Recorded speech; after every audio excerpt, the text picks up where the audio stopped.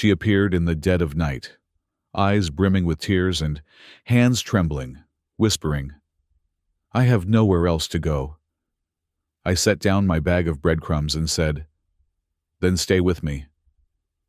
In that moment, this place, a moss-covered wooden cabin in the middle of the dense forest, suddenly became all she had left, and everything was about to change forever.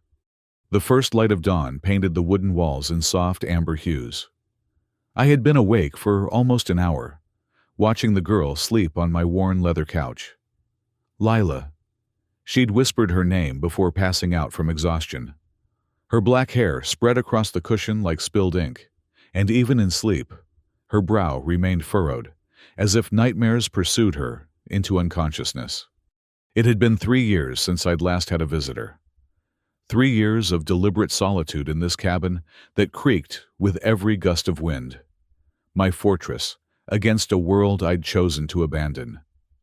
The coffee percolated in my ancient stovetop pot, filling the room with its rich aroma, a comforting constant in a morning now made strange by her presence.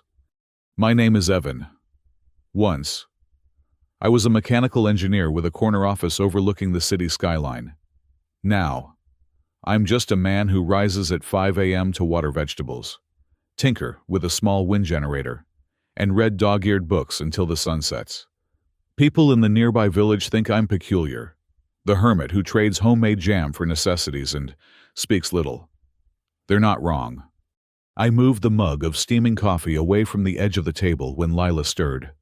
Her eyes fluttered open, momentarily peaceful before reality crashed back. She bolted upright, panic seizing her features as she scanned the unfamiliar room. "You're safe," I said, keeping my distance. "No one else knows you're here." Her shoulders relaxed slightly, but wariness remained in her dark eyes. "For how long was I asleep?" "About 6 hours. It's just past dawn." Lila pushed herself up, wincing as she did. That's when I noticed the bandage on her forearm had come loose in her sleep. Beneath it, partially visible, was an odd U-shaped scar. Not a fresh wound, but something deliberate, almost like a brand. "Your arm," I said, nodding toward it. She hastily covered it with her hand, eyes darting to the windows and door. "It's nothing, just an old mark." I didn't press. Everyone has their scars, visible or otherwise. Mine were buried with my family in a cemetery I hadn't visited in years. "Are you hungry?" I asked instead, sliding a plate of bread and cheese across the table. She hesitated, then nodded, hunger overcoming suspicion. As she ate small, careful bites, I checked my phone. 3 missed calls from Mom, 2 from local police. I silenced it without checking the messages. Whatever was happening in the world beyond my forest, I'd chosen to disconnect from it long ago.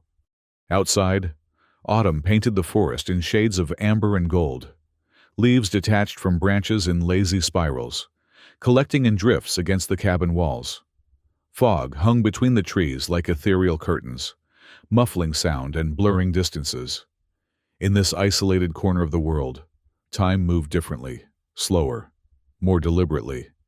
Watching Lila through the kitchen window as she tentatively explored the garden, I couldn't help but notice how she carried herself, always alert, shoulders tight, checking escape routes.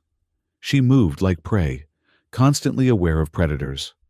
I recognized that vigilance. I'd seen it in the mirror years ago. As daylight strengthened, I noticed something else troubling: footprints in the soft earth around the cabin's perimeter. Too large to be Lila's, too purposeful to be a wandering animal's. Someone had been circling my home, looking in windows, testing locked doors. The realization sent an electric chill down my spine. Whoever had driven this woman to my doorstep might be closer than either of us realized. That night, as Lila slept fitfully on the couch, I sat by the window, an old hunting rifle across my lap.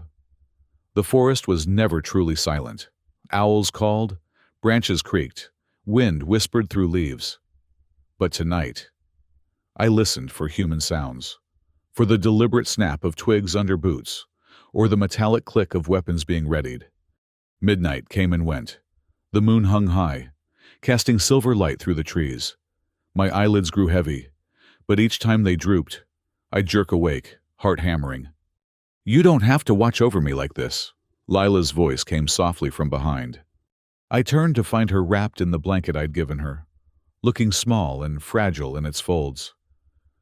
"I'm not just watching over you," I admitted. "I think someone else was here before you arrived." Her face paled. "What did you see?" "Footprints. Signs of someone looking in windows." Her hands began to shake. "They found me. Already." She pressed her palms against her eyes. "I should go. I'm putting you in danger just by being here." "Go where?" I asked. "You said you had nowhere else." "Better nowhere than bringing them to your doorstep." Her voice cracked. "You've been kind, but you don't understand what they're capable of." "Who are they, Lila?" She looked up at me, eyes glistening with unshed tears. "People who want something I took, something I couldn't let them keep." She hesitated, then rolled up her sleeve, revealing the U-shaped scar in full. "This is where they marked me, where they injected the tracking serum." My skepticism must have shown, because she laughed bitterly.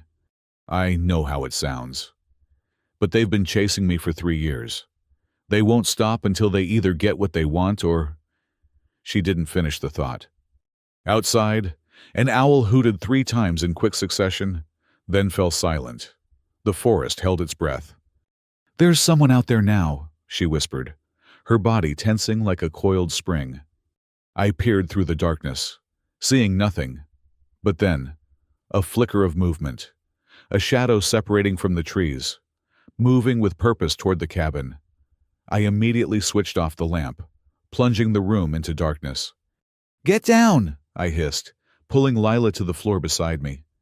We crouched there, barely breathing, as footsteps crunched on the gravel path outside.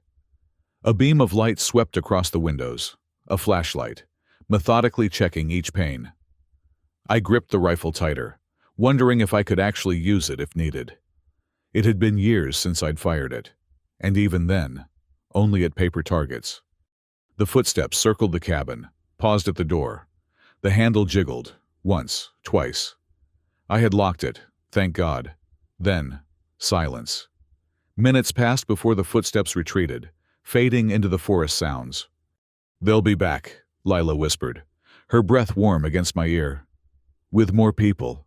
With better equipment." "Why are they after you?" I demanded. "I need to know what I'm getting into." She hesitated, then nodded. "I worked for them once. A private research group called Dark Helix. They recruited me right out of pharmacy school, promised cutting-edge research, excellent pay, a chance to change the world. But then, I saw what they were actually doing. Which was? Testing on people, without consent. People who wouldn't be missed." Her voice hardened. "Children, sometimes." I felt my blood run cold. "That's what the scar is from?" She nodded. "They inject trackers into all employees. For security," they said. But really, it was to ensure no one could ever leave. Her fingers traced the U-shape absently.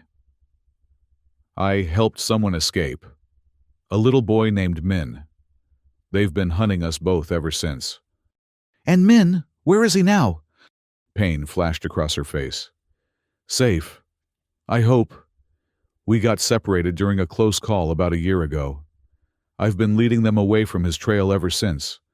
I looked at this woman, exhausted, terrified, but still fighting after 3 years of running. Something shifted inside me. The walls I'd built around my life suddenly seemed less like protection and more like a prison of my own making. "You can stay," I said finally. "At least until we figure something out." Relief and suspicion warred on her face. "Why would you risk this for a stranger?" It was a fair question. One I wasn't sure I had a rational answer for. "Maybe I'm tired of only looking out for myself," I said finally. "Or maybe I'm just fool enough to believe your story." She didn't smile, but some of the tension left her shoulders. If they come back, they'll kill you too. You understand that, right? I nodded. I understand. What I didn't tell her was that, in some ways, I'd been half dead already, haunting this cabin like a ghost. At least this way. Whatever happened, I'd feel something again. Dawn broke in streaks of pale gold between the trees. Neither of us had slept. I made coffee while Lila stood at the window, watching the forest wake up. We need to hide any evidence you're here, I said, pouring 2 steaming mugs. If they come back in daylight, they can't find anything that suggests there's more than one person living in this cabin. Lila nodded, accepting the coffee with both hands. I've gotten good at disappearing. We spent the morning making her invisible. I moved her backpack and the few belongings she had to the cellar beneath a loose floorboard. We washed the second mug and plate immediately after use. I gave her some of my clothes, too large, but less distinctive than her own. As we worked, I caught her studying me. What? I asked. I'm trying to figure you out, she said. Most people would have called the police by now, or at least demanded more answers. I shrugged. I left the city to avoid people and their questions. Seems hypocritical to start demanding answers now. It wasn't the whole truth, but it was enough. The real truth about the accident, about my failure to save them, about why I couldn't face another human being without drowning in guilt. That wasn't something I was ready to share. Around noon, I checked my security measures. Primitive tripwires around the perimeter. Bells hung on fishing line between trees. Nothing had been triggered. Perhaps our nocturnal visitor had given up. Don't get comfortable, Lila warned, reading my expression. They're methodical. They might be watching from a distance, learning patterns before they strike again. Her words sent a chill through me. Despite the warming day, I found myself scanning the tree line, imagining eyes behind every trunk, ears catching every word we spoke inside the cabin. We need supplies, I said. I usually go to the village on Saturdays. That's tomorrow. You should keep to your routine, she agreed. Any change might make them suspicious. What about you? Will you be okay alone? She gave me a smile that didn't reach her eyes. I survived 3 years on the run. I think I can manage a few hours in a secured cabin. That afternoon, as sunlight slanted golden through the windows, Lila dozed on the couch, exhaustion finally claiming her. I sat nearby, pretending to read while actually watching her sleep. In repose, she looked younger, the worry lines smoothed from her face. I wondered who she had been before Dark Helix, before the running. What dreams had she abandoned along the way? Her phone buzzed once, a text notification, without thinking. I glanced at the screen when it lit up. There was a photo. Lila, smiling broadly, arms around a young boy beside a river. The boy looked about 7, with bright eyes and a missing front tooth. The text beneath it simply read, "Remember why." Lila stirred, eyes opening to catch me looking. She snatched the phone away, clutching it protectively. "That's Min," she said after a moment. "My brother.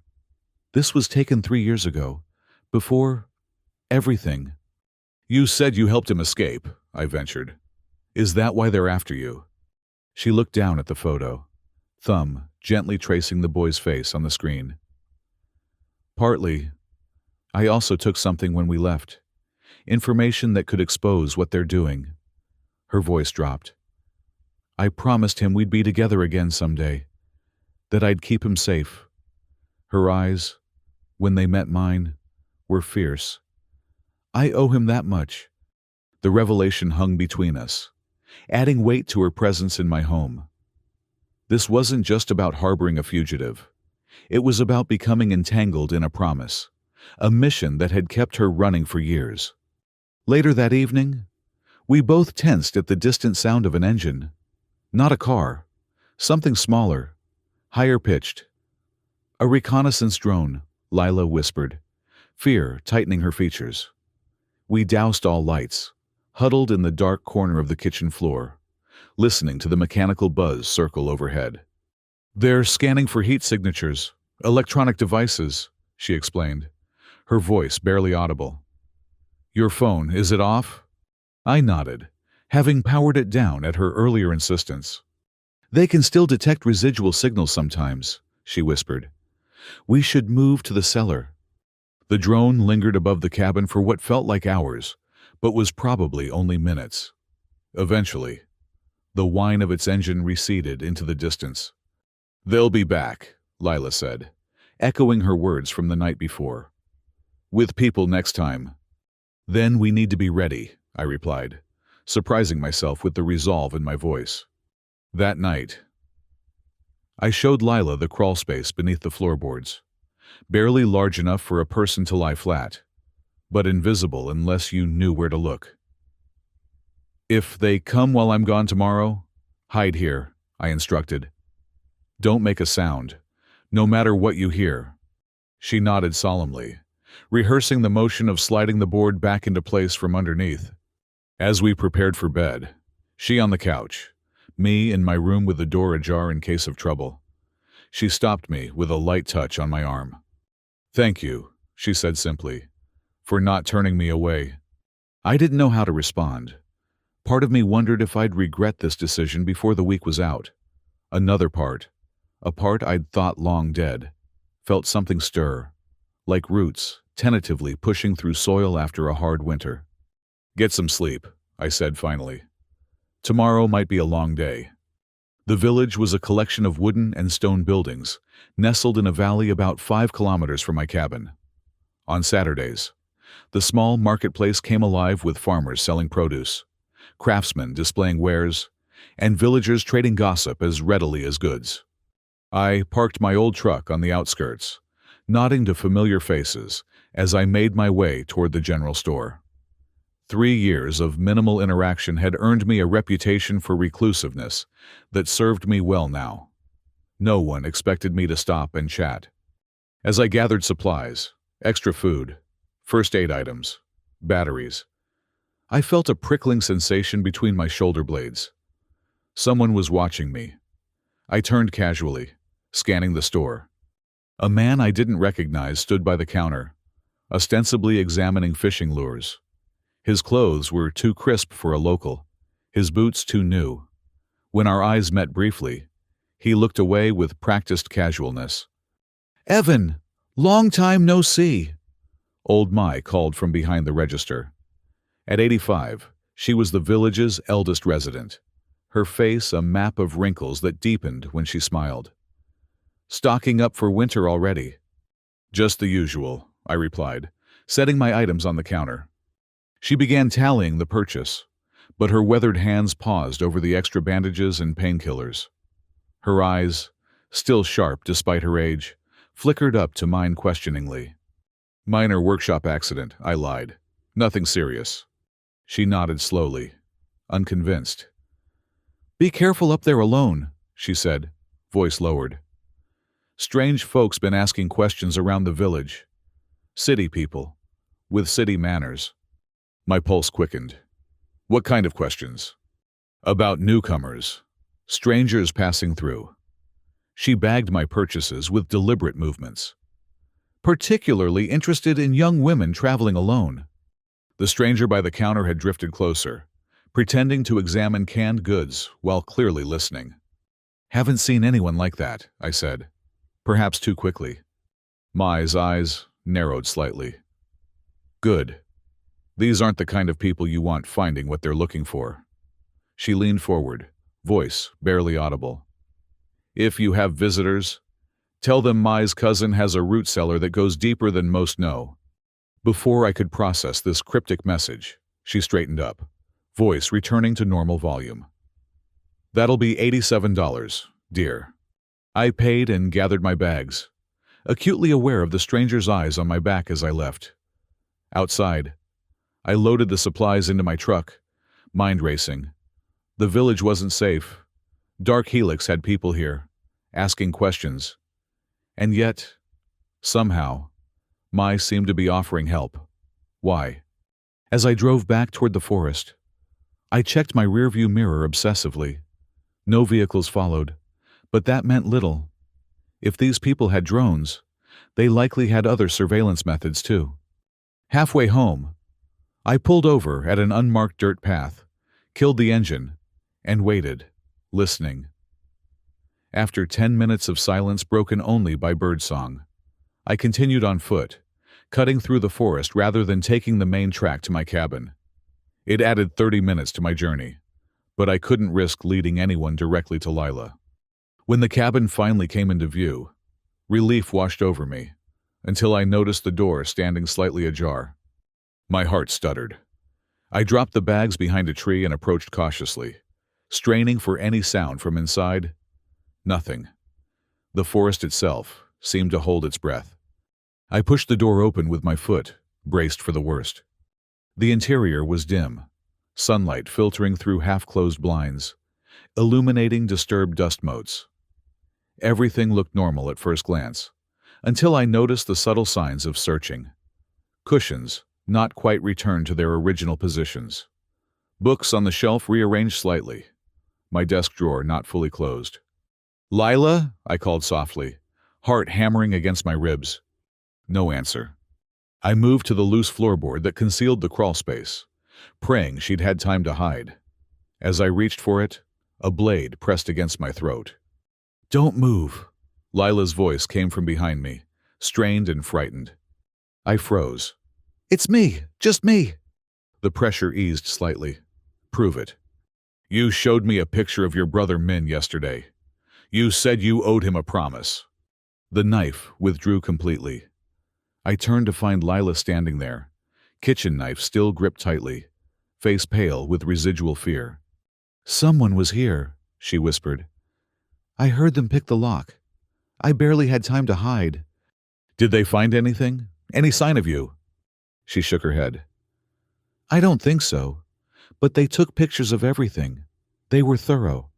I told her about the stranger in the village, about Mai's cryptic warning. Lila's expression darkened with each word. "They're closing in," she said. "We need to leave. Tonight." "And go where?" I asked. "If they're watching the village, the roads—" "Deeper into the forest," she interrupted. "There are caves about 10 kilometers north. We could hide there until they move on." I considered this. The caves, she mentioned, were part of a network that few locals even knew about. I'd explored some of the entrances years ago, but never ventured deep. They could provide temporary shelter. But we'd be trapped, I said. If they found us there, we'd have nowhere to run. Lila paced the small room, tension radiating from her slender frame. "Then what? We can't stay here. They'll come back with more people, with better equipment." She was right. My cabin, once my refuge from the world, had become a target. But something Mai had said niggled at my mind. "There might be another option," I said slowly. Mai mentioned a root cellar. She said to tell visitors that her cousin has one that goes deeper than most know. Lila stopped pacing. "What does that mean?" "I'm not sure. But Mai wouldn't have said it without reason." I checked my watch. "It's nearly sunset. Too late to go anywhere tonight without risking running into them in the dark." "So we spend one more night here?" Lila's voice betrayed her fear. I nodded. "We'll secure what we can, take turns keeping watch, and tomorrow, we find Mai's cousin." That night, we barricaded the doors and windows as best we could. I retrieved the hunting rifle from its locked cabinet, checking that it was loaded and functional. Lila watched with a mixture of approval and trepidation. "Have you ever shot anyone?" she asked quietly. I shook my head. "Never even aimed at a person. You?" A shadow crossed her face. "Once. I missed on purpose." We sat in silence after that, the weight of our situation pressing down like a physical force. Outside, the forest darkened, transforming familiar shapes into looming shadows. Lila broke the silence first. "Tell me about yourself, Evan. Why are you living alone out here?" The question caught me off guard. It had been years since anyone had asked me about my life. Longer still, since I'd wanted to answer. I needed space, I said finally. After what happened? What happened? She prompted gently. I stared into the darkness beyond the window. Car accident. My parents were driving home from visiting me in the city. Truck driver fell asleep at the wheel. Crossed the median. The words came out flat, rehearsed from years of saying them in my head. I was supposed to visit them that weekend, but I canceled. Work emergency. If I'd stuck to the original plan, they wouldn't have been on that road. That wasn't your fault, Lila said softly. I laughed without humor. Try telling that to my sister. She hasn't spoken to me since the funeral. I cleared my throat. Anyway, after that, the city felt suffocating. Too many people, too much noise, too many reminders. So I found this place. And have you been happy here? Had I? The question lingered. I've been at peace, mostly. It's quiet, simple. I don't hurt anyone, and no one hurts me. Until I showed up, Lila said, regret coloring her voice. You didn't choose this, I said, surprising myself with my certainty. Those people hunting you, they made the choice that put you on my doorstep. She smiled faintly. That's a generous way of seeing it. We lapsed into silence again, but it felt different now, companionable rather than strained. Around midnight, a distant sound jolted us both alert, the low rumble of an engine somewhere on the forest road. Truck, I whispered, heavy, cutting its lights. Lila was already on her feet, gathering the small backpack she'd prepared earlier. We need to go. Now. The forest is too dangerous at night, I argued. We could get lost. Break an ankle. Better lost than captured, she cut in fiercely. Before I could respond, a bright spotlight swept across the front of the cabin, followed by the crunch of tires on gravel. Not just one vehicle, several. Back door, I hissed, grabbing the rifle and my own hastily packed bag. We slipped out the rear of the cabin just as the first pounding came at the front door. The night air was crisp with autumn chill, our breath forming small clouds as we crept toward the tree line. Behind us, voices shouted commands, flashlight beams cutting through darkness. Split up, a male voice ordered. Check the perimeter. They might be running. My heart hammered against my ribs as I pulled Lila into the cover of the trees. We moved as quietly as possible, ducking under branches, stepping carefully to avoid the crunch of fallen leaves. A gunshot cracked the night air, not aimed at us, but fired as a warning or signal. Lila stumbled, nearly falling, and I caught her arm to steady her. This way, I breathed, guiding her toward a narrow deer path I'd discovered years ago. It led away from the cabin, winding through dense underbrush that would hide our passage. Behind us, shouts grew more organized. Flashlight beams swept the forest floor in patterns that suggested training. These weren't local police. They moved with military precision. We pushed deeper into the forest, the sounds of pursuit growing fainter. The canopy above blocked most of the moonlight, leaving us in near total darkness. I navigated by memory and touch, one hand keeping contact with Lila, the other feeling our way forward. After what felt like hours but was probably only 40 minutes, we reached a small stream. The water gurgled softly over rocks, a sound that would mask our voices. We need to follow this downstream, I whispered. It leads toward the village, toward Mai's cousin. Lila nodded, her face pale in the scant moonlight that penetrated here. They'll track us. They have equipment. The water will hide our scent and footprints, I interrupted. And dawn isn't far off. We just need to keep moving. We waded into the stream, gasping at the shock of cold water against our legs. The rocky bottom was slippery, forcing us to move slowly to avoid falling. Every few minutes, we'd pause, listening for pursuers, but heard only the natural sounds of the forest. By the time dawn light began filtering through the trees, we had reached the point where the stream widened into a small river. My legs were numb with cold, my clothes soaked to the thighs. Lila looked even worse, shivering violently, lips tinged faintly blue. "We need to get you warm," I said, guiding her to the riverbank. "Not yet," she insisted through chattering teeth. "Too exposed. Need to find shelter first." She was right, but hypothermia was becoming a real concern. I scanned our surroundings, trying to orient myself. We had traveled southeast from the cabin, which meant the village should be roughly 2 kilometers east. "There's an old hunting blind about half a kilometer that way," I said, pointing. "It's not much, but it's hidden and will block the wind." Lila nodded, too cold now for words. I put my arm around her shoulders, sharing what body heat I could as we trudged through the underbrush. The hunting blind was little more than a wooden platform elevated in the branches of a massive oak, with canvas sides to hide movement from prey below.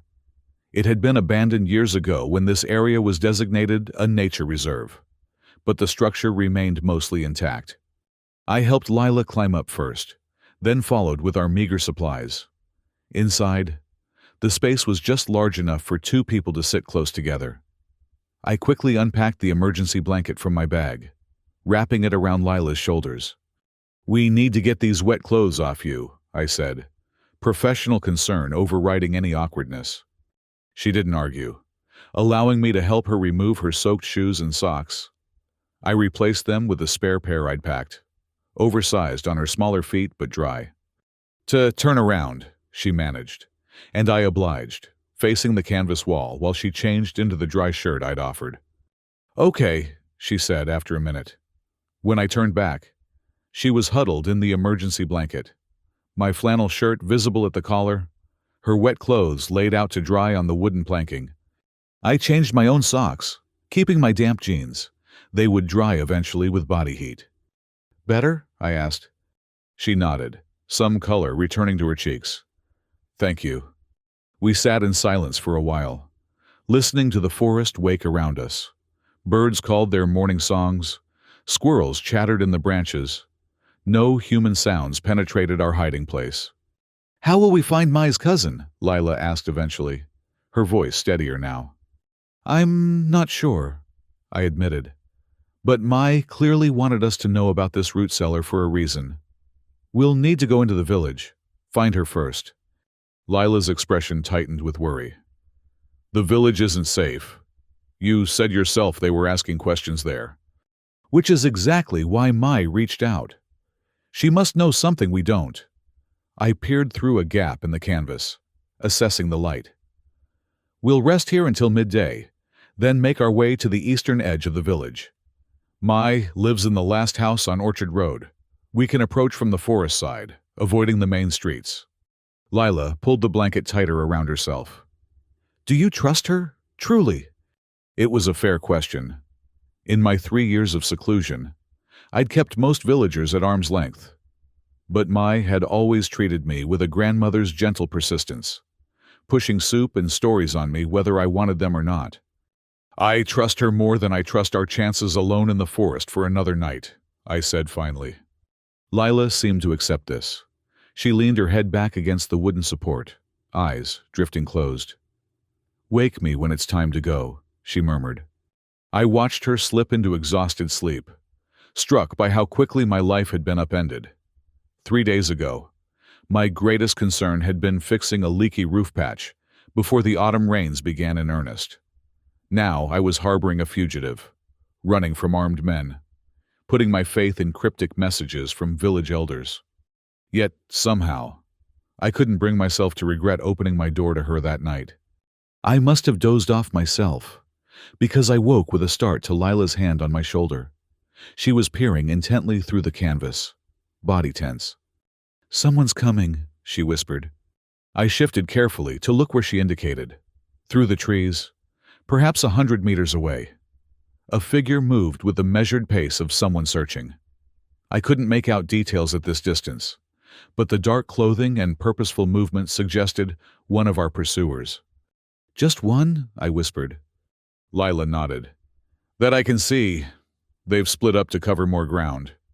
We froze as the figure paused, seeming to listen. Then, to our horror, They turned directly toward our hiding place and began walking with increased purpose. "They've spotted us," Lila breathed. "No," I countered, squinting through the gap. "They're following something." I scanned the ground below our tree and saw fresh deer tracks in a patch of mud. Animal trail. They're being thorough. The figure came closer. Close enough now that I could make out the outline of a tactical vest, the bulge of a holstered weapon at their hip. They moved with the confidence of someone well-trained, scanning constantly, occasionally touching an earpiece, communicating with others. We remained motionless, barely breathing, as the searcher passed directly beneath our tree. A twig snapped under their boot, sending a squirrel chattering in alarm. The person paused, looking up, and for a heart-stopping moment, I thought our hiding place had been discovered. Then the radio at their belt crackled to life. "Section 4 clear," a voice reported. "Moving to rendezvous point." Our pursuer responded, too low for us to catch the words, then continued past our tree, following the deer trail deeper into the forest. We waited until the sound of footsteps had faded completely before either of us dared to move. "That was too close," Lila whispered, her face ashen. I nodded, my own heart still racing. "They're being systematic, searching grid by grid. Which means they'll be back if they don't find what they're looking for." She met my eyes, determination replacing fear. "We can't wait until midday. We need to move while they're focused on this area." She was right. I checked my watch. Just past 9 in the morning. If we moved carefully, staying off trails and using the stream where possible, we could reach the village by early afternoon. We gathered our few possessions, now mostly dry, and prepared to descend from our precarious shelter. Before we left, Lila paused, touching my arm. "I'm sorry," she said softly, "for bringing this to your home." I looked at her. This woman who had fought and run for 3 years to protect a child, who had endured who knew what horrors at the hands of these pursuers, who still found space for regret amidst her fear. "Don't apologize," I said. "For the first time in years, I remember what it feels like to have something worth fighting for." Her eyes widened slightly, and something passed between us. An understanding, perhaps, or simply recognition of two damaged souls finding unexpected kinship. We descended carefully from the hunting blind, every sense alert for danger. The forest felt different now, no longer my sanctuary, but contested territory. Every shadow potentially hiding those who meant us harm. We moved southeast, using the sun's position to navigate, stopping frequently to listen. Twice we froze at the sound of voices in the distance, pressing ourselves into the earth until the danger passed. Once, the mechanical whir of a drone sent us diving beneath a fallen tree, holding our breath as it hovered nearby, its camera sweeping the forest floor. By early afternoon, exhaustion dragged at every step. We'd been awake most of the night, had traveled kilometers through difficult terrain, and emotional strain had drained whatever reserves we might have had.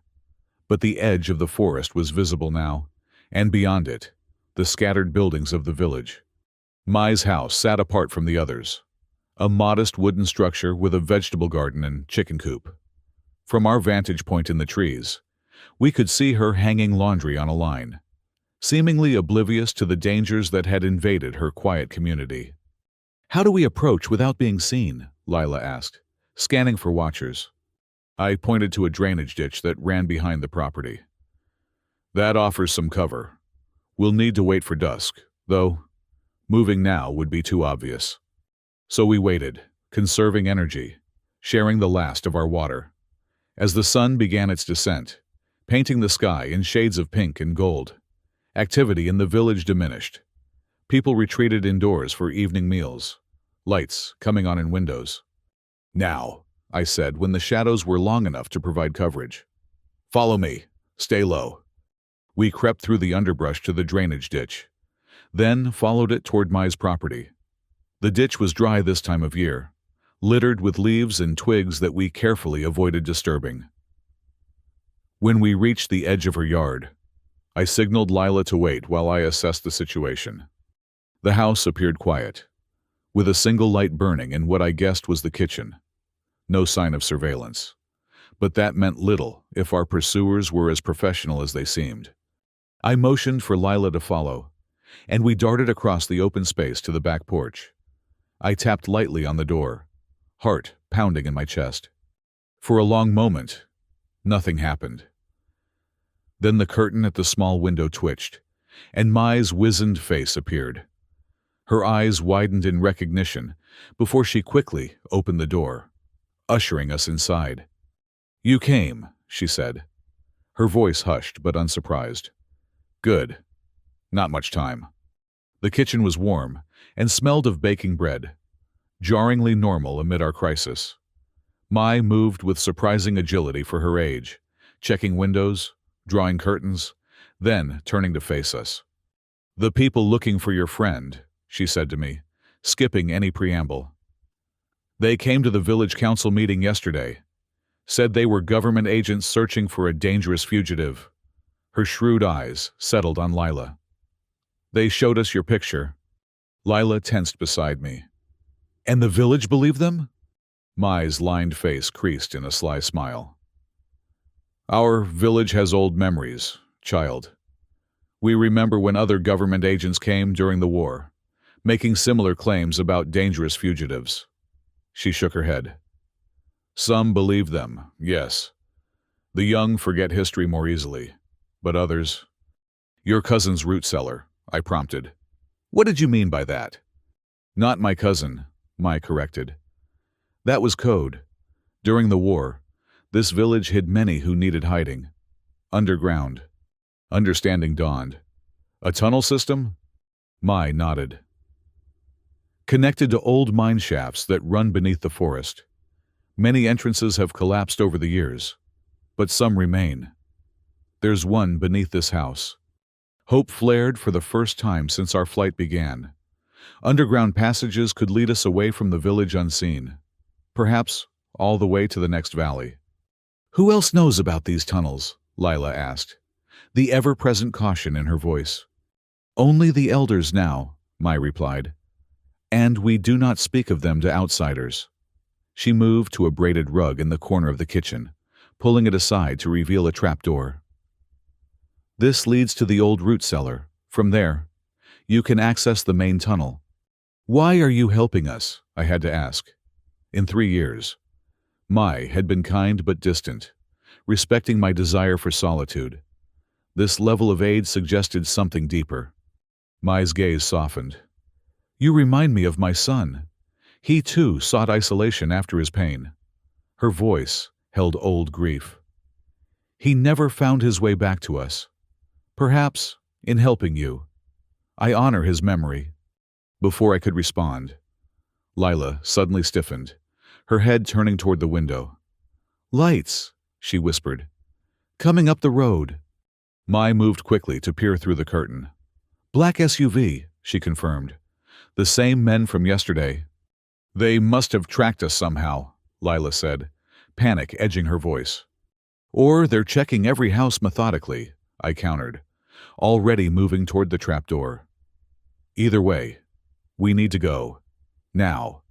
Mai nodded, lifting the heavy wooden door to reveal stone steps descending into darkness. "Take these," she said, handing me a flashlight and a folded paper. "Map of the main tunnels. The red marks show exits." She turned to Lila, pressing a small bundle into her hands. "Food, medicine." "Thank you," Lila whispered, clutching the offerings. "Go quickly," Mai urged as vehicle doors slammed outside. "I will delay them." I hesitated, suddenly reluctant to leave this brave woman to face our pursuers alone. "They might hurt you." Mai's chin lifted proudly. "I am an old woman who lives alone. What excuse would they have?" She made shooing motions with her hands. "Now go. Follow the tunnel marked with blue paint. It leads to the abandoned quarry 5 kilometers west. My nephew will meet you there at midnight with transportation." No time for further discussion. I descended first, Lila following close behind. Mai closed the trapdoor over us, sliding the rug back into place with a soft scraping sound. Darkness enveloped us, broken only by the thin beam of the flashlight. The cellar smelled of earth and old potatoes, the air cool and damp against our skin. At the far end, partially hidden behind shelving, was another door, smaller, cruder, cut directly into the dirt wall. Above us, muffled by wood and earth, came the sound of knocking, then voices, Mai's, aged but strong, and deeper male tones asking questions. "This way," I whispered, guiding Lila toward the tunnel entrance. The passage beyond was narrow, forcing us to walk single file, occasionally ducking beneath low-hanging support beams. The walls were a mixture of natural stone and hand-dug earth, reinforced in places with wooden braces that looked decades old. Our flashlight beam caught the glint of blue paint markings at intersections, guiding our way through what would otherwise be a labyrinth. The air grew colder as we descended deeper, the sounds from above fading until all we could hear was our own breathing and the occasional drip of water. Time lost meaning in that lightless world. We could have been walking for 20 minutes, or 2 hours. Impossible to tell. "Wait!" Lila whispered suddenly, grabbing my sleeve. "Listen." I froze, straining my ears. At first, nothing. Then, faint but distinct, voices echoing through the tunnels behind us. "They found the entrance," Lila hissed, panic rising. "Keep moving," I urged, increasing our pace. "The tunnel network is extensive. They'll have to guess which way we went." We hurried forward, no longer concerned with stealth, just distance. The beam of light bounced wildly off the walls as we half ran through the narrow passage. At a fork, we followed the blue paint to the right, then immediately left at another junction. The voices grew fainter, suggesting our pursuers had chosen a different path. Relief was short-lived, however, as our tunnel suddenly ended in a pile of collapsed rock.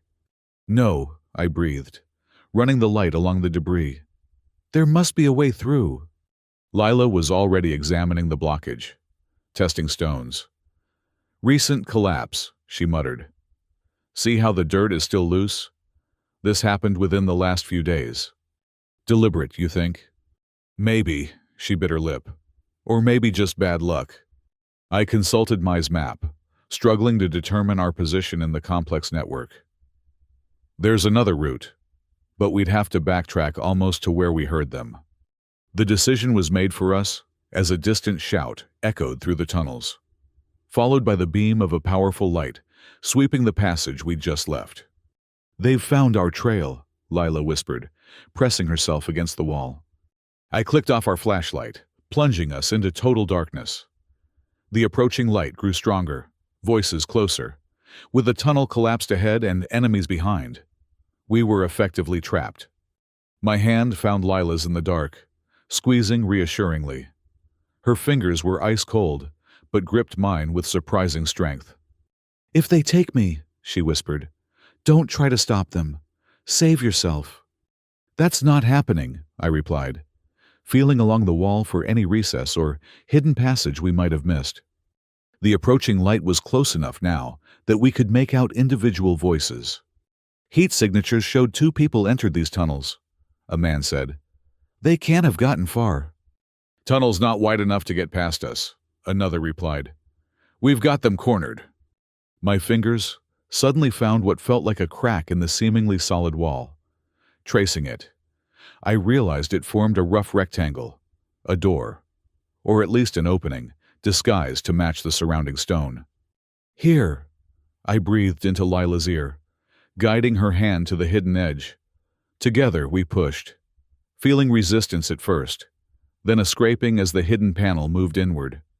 Without hesitation, we squeezed through the narrow opening, pulling the false door closed behind us, just as flashlight beams illuminated the section of tunnel we'd vacated. We found ourselves in an even narrower passage, barely wide enough for one person. It sloped sharply upward, rough-cut steps leading toward what I hoped was the surface. "Don't use the light yet," Lila cautioned, as I reached for the flashlight. They might see it through cracks in the door. So we climbed in darkness, hands finding purchase on the damp stone walls, feet feeling blindly for each step. The passage twisted as it rose, corkscrewing upward until my sense of direction was completely disoriented. After what felt like an eternity of climbing, my outstretched hand hit not stone but wood, a trapdoor or hatch of some kind. I pushed gently, feeling resistance. "Help me," I whispered to Lila, who was just behind me on the narrow stairway. Together we pushed until, with a groan of long, unused hinges, the wooden barrier gave way. Cool night air rushed in, carrying the scent of pine and earth. We emerged into what appeared to be an abandoned shed. Its roof partially collapsed to reveal a star-filled sky above. Through gaps in the weathered boards, I could see trees. We were still in the forest, but I had no idea where. Lila climbed out after me, gasping in relief at the fresh air. "Where are we?" I consulted Mai's map by the dim light of the now-activated flashlight. "I'm not sure. We went off the marked paths when we found that hidden door." Lila peered over my shoulder at the map, then at our surroundings. "That looks like an old quarry wall," she said, pointing through a gap in the shed wall to a towering rock face barely visible in the darkness. "The quarry?" I said, hope rising. Mai said her nephew would meet us there at midnight. "What time is it now?" I checked my watch. Just after 11. We made it. The relief was so intense it made me dizzy. Or perhaps that was the after effects of adrenaline, the exhaustion of our flight. I sank down onto an overturned crate, suddenly aware of every ache in my body, every scrape and bruise acquired during our journey. Lila remained standing, hyper-vigilant still. "We should stay hidden until the meeting time," she said. "Make sure this isn't a trap." I nodded, too tired to argue. We positioned ourselves near the shed door, where we could observe the quarry without being seen. The night was clear, moonlight silvering the abandoned industrial site, empty except for old equipment and piles of stone. As midnight approached, Lila grew increasingly tense. "What if they caught Mai? Made her tell them about this meeting?" "Then we run again," I said simply. But Mai struck me as the type who could outsmart them. Lila smiled faintly at that. "You've known her 3 years and never realized she was part of an underground resistance network." "I think you're right." At exactly midnight, headlights appeared at the far end of the quarry, a single vehicle, moving slowly along the access road. We watched as it approached, then stopped about 50 meters from our position. The engine cut off, the headlights died, and a figure emerged, alone, from what we could see. Male, of average height, moving with the careful steps of someone navigating unfamiliar terrain in the dark. "That must be Mai's nephew," I whispered. Lila wasn't convinced. "Wait, let's see what he does." The figure reached the center of the clearing and stopped, turning in a slow circle. Then he called out, his voice carrying in the night air. "The old ways shelter the new. Friends of my aunt are welcome." I recognized the phrase from folk stories Mai had sometimes shared.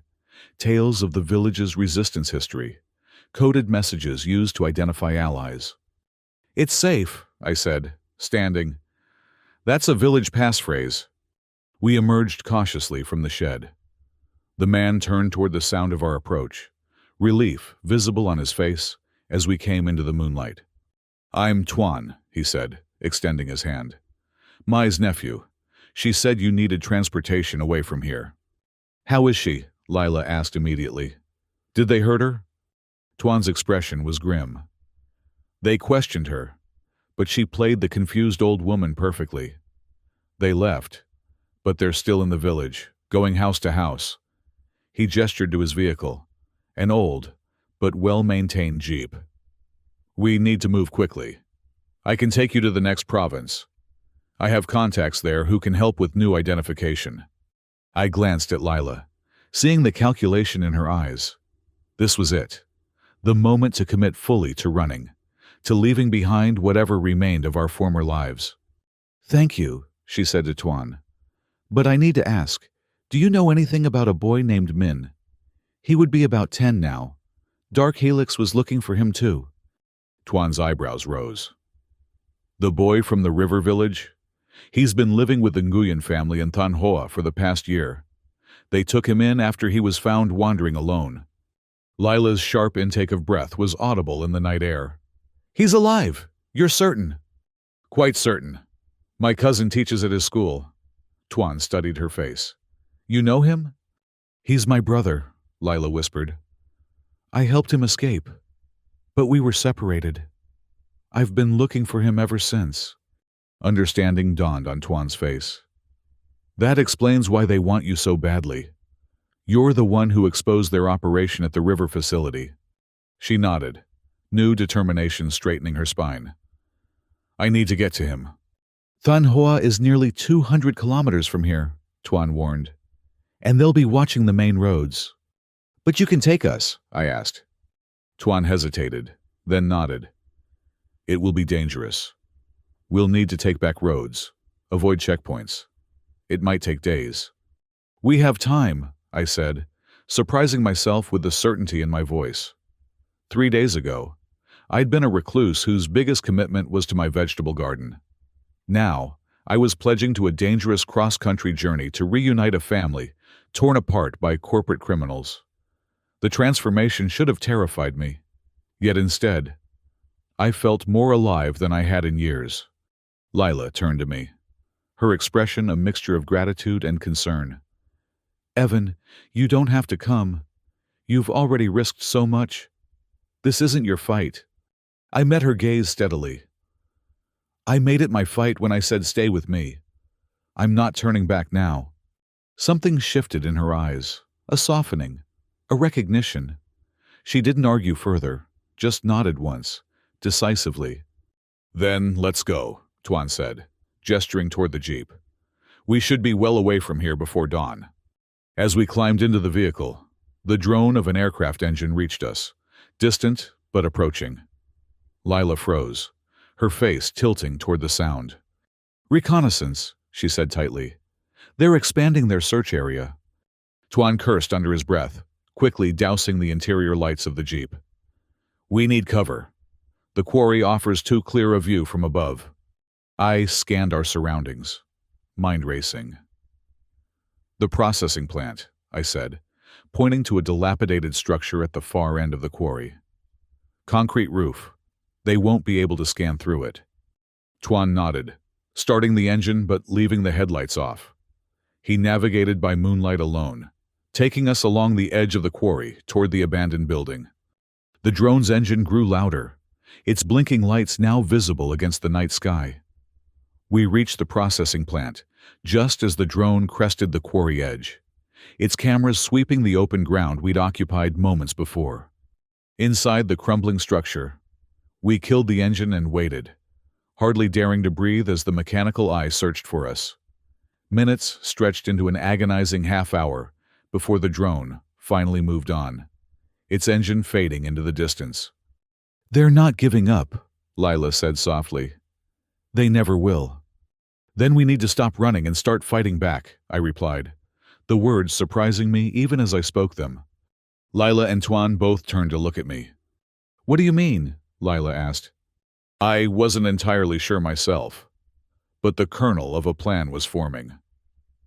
You said you took information when you escaped. Information that could expose what Dark Helix is doing? She nodded slowly. Research data, proof of illegal experimentation, corporate espionage, names of officials they've bribed. I encrypted it and hid it. Where? On a server only I can access, with authentication that requires my physical presence. She tapped the U-shaped scar on her arm. The protein marker they injected me with. I reprogrammed it to act as a key. I exhaled slowly, understanding dawning. So that's why they need you alive. They can't just kill you and take what they want. Exactly. They need me to access the server. Without me, all their secrets stay exposed, waiting for the right person to find them. Tuan leaned forward. If you have this leverage, why keep running? Why not release the information publicly? Lila's expression darkened. Because the moment it goes public, Min becomes expendable. Right now, they think he might know how to access the data too, so they want him alive. If they learn otherwise, she shook her head. I needed to find him first, get him somewhere truly safe. Only then could I consider exposing them. And now we know where he is, I said. So the plan is clear. Get to Than Hoa, find Min, secure him somewhere even Dark Helix can't reach, then release the information that will destroy them. Stated so plainly, the task seemed impossible. We were 3 people, a reclusive engineer, a fugitive pharmacist, and a village elder's nephew, against a powerful organization with seemingly unlimited resources. Yet in Lila's eyes, I saw not defeat but resolve kindling. It would mean going on the offensive, she said, weighing the idea. After years of just surviving, just reacting. Sometimes the best defense is a strong offense, Tuan offered. And you wouldn't be alone. My family has connections. People who oppose corporations like Dark Helix, who've seen the damage they do to communities. Hope, fragile but real, began to build between us in that abandoned building. For the first time, perhaps, Lila could envision an end to her running, not through escape, but through confrontation. First Min, she said firmly. We get him safe. Then we can think about fighting back. I nodded, respecting her priority. Then let's not waste any more time. Than Hoa awaits. Tuan started the jeep again, its engine a low rumble in the cavernous space. As we pulled out of the processing plant, I cast one last glance toward the distant trees where my cabin lay hidden. Everything I owned was there, meager possessions, perhaps. But they had been my entire world for 3 years. Now my world was expanding, whether I was ready or not. The journey to Than Hoa took us through back roads and forgotten highways, avoiding main thoroughfares where Dark Helix might have established checkpoints. Tuan proved to be an excellent guide, familiar with the rural landscape in a way only locals could be. He knew which police stations had been compromised, which villages harbored sympathetic residents, where to stop for fuel without drawing attention. We traveled mainly at night, resting during daylight hours in abandoned buildings or with trusted contacts from Tuan's extensive network. I was amazed at how many ordinary people were willing to shelter us, however briefly: farmers, shopkeepers, teachers, each with their own reasons to distrust powerful corporations like Dark Helix. They built a processing plant upriver, one elderly farmer explained as he shared his modest dinner with us. The water turned yellow the next spring. My grandson developed a rash that no doctor could explain. When we protested, company men came with papers, with lawyers, said it wasn't their fault. He spat on the ground. People remember such things. Throughout our journey, Lila's restlessness grew. Each kilometer brought her closer to Min, to the culmination of a 3-year search. She spent hours staring out the Jeep window, fingers tracing the outline of her phone, where the photo of her brother remained carefully preserved. On our 3rd night of travel, as we camped in the shell of an abandoned railway station, I found her sitting alone on the platform edge, legs dangling over the side, gaze fixed on the star-filled sky. "Can't sleep?" I asked, settling beside her. She shook her head. "What if he doesn't remember me? It's been so long. He was only 7 when we were separated." "He'll remember," I assured her. "Brothers don't forget their sisters, especially ones who saved their lives." She smiled faintly. "I hope you're right." A pause. Then, "What about you, Evan? After we find Min, what then? Will you go back to your cabin?" The question caught me off guard. In the chaos of our flight and journey, I hadn't thought beyond the immediate goal of reaching Than Hoa safely. Would I return to my solitary existence? Could I, after everything that had happened? "I don't know," I admitted. "The cabin probably isn't safe anymore. Dark Helix knows about it now." "I'm sorry," she said softly. "I took your refuge from you." "Don't be sorry. Maybe I'd been hiding there too long anyway. I studied the stars alongside her, feeling an unexpected lightness. 3 years is a long time to be alone with your ghosts. She turned to look at me then. Really look at me, as if seeing something new. What would you do, if not return to the cabin? I shrugged. I was a good engineer once. Those skills don't disappear. A half smile tugged at my mouth. Though my resume would have quite the gap to explain. Spent 3 years as a hermit, then helped a fugitive escape a shadowy organization, Lila suggested, mimicking a resume bullet point. Quite the conversation starter in job interviews. We both laughed, the sound strange and wonderful in the quiet night. When our laughter faded, a comfortable silence settled between us. Thank you, she said eventually, for everything. I don't know what would have happened if you hadn't opened your door that night. I do, I said simply. I'd still be hiding from life instead of living it. Her hand found mine in the darkness, a gentle pressure conveying what words couldn't.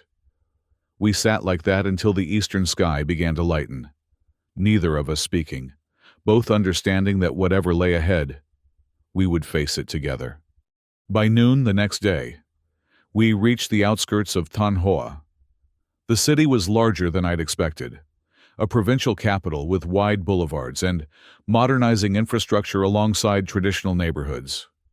Here, anonymity might be possible in a way it hadn't been in the villages, but so too would Dark Helix have more resources, more eyes.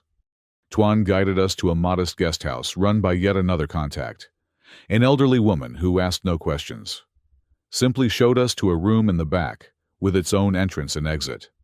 The Nguyen family lives in the Eastern District, Tuan explained, spreading a city map across the small table in our room. They operate a noodle shop on the ground floor, living quarters above.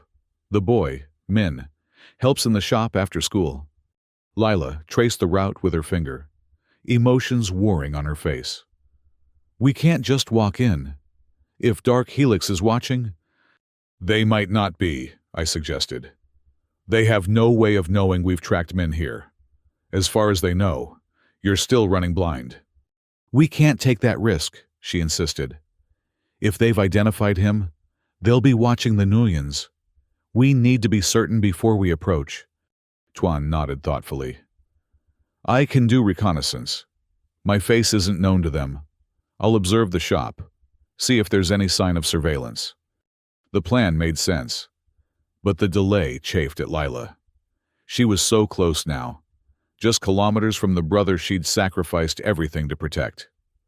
Waiting another day seemed unbearable. Tonight, Tuan promised. I'll go tonight and report back. If all seems clear, we can make contact tomorrow. Lila nodded reluctantly, her fingers unconsciously moving to the U-shaped scar on her arm, a nervous habit I'd noticed emerging more frequently as we neared our destination. While Tuan went out to gather supplies and information, Lila and I remained in the room, windows covered, speaking in low voices.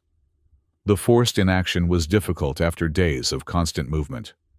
Tell me about Min, I said, hoping to distract her from her anxiety. What was he like before all this? Her expression softened, a genuine smile replacing the worry lines. Curious about everything, always taking things apart to see how they worked, toy cars, clocks, even our mother's radio once.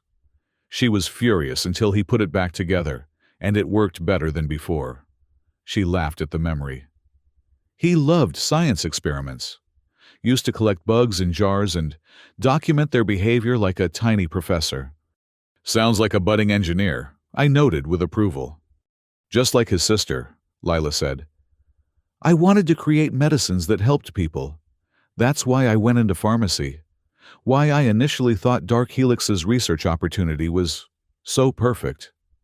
Her smile faded. I was naive. You were idealistic, I corrected. There's a difference. She shrugged, unconvinced. I should have asked more questions. Should have seen the signs earlier. By the time I realized what they were really doing with our research, using it to develop compounds they could sell to the highest bidder. Testing on vulnerable subjects. I was already trapped in their system. Her hand unconsciously moved to the scar again. Marked as their property. But you got out, I reminded her. You saved Min. And soon, you'll bring down the whole operation. She looked at me. A mixture of gratitude and uncertainty in her gaze. I hope you're right. I've been running so long. I'm not sure I remember how to fight. You never stopped fighting, I said. Every day you stayed free. Every step ahead of them. That was fighting. Night fell over Than Hoa.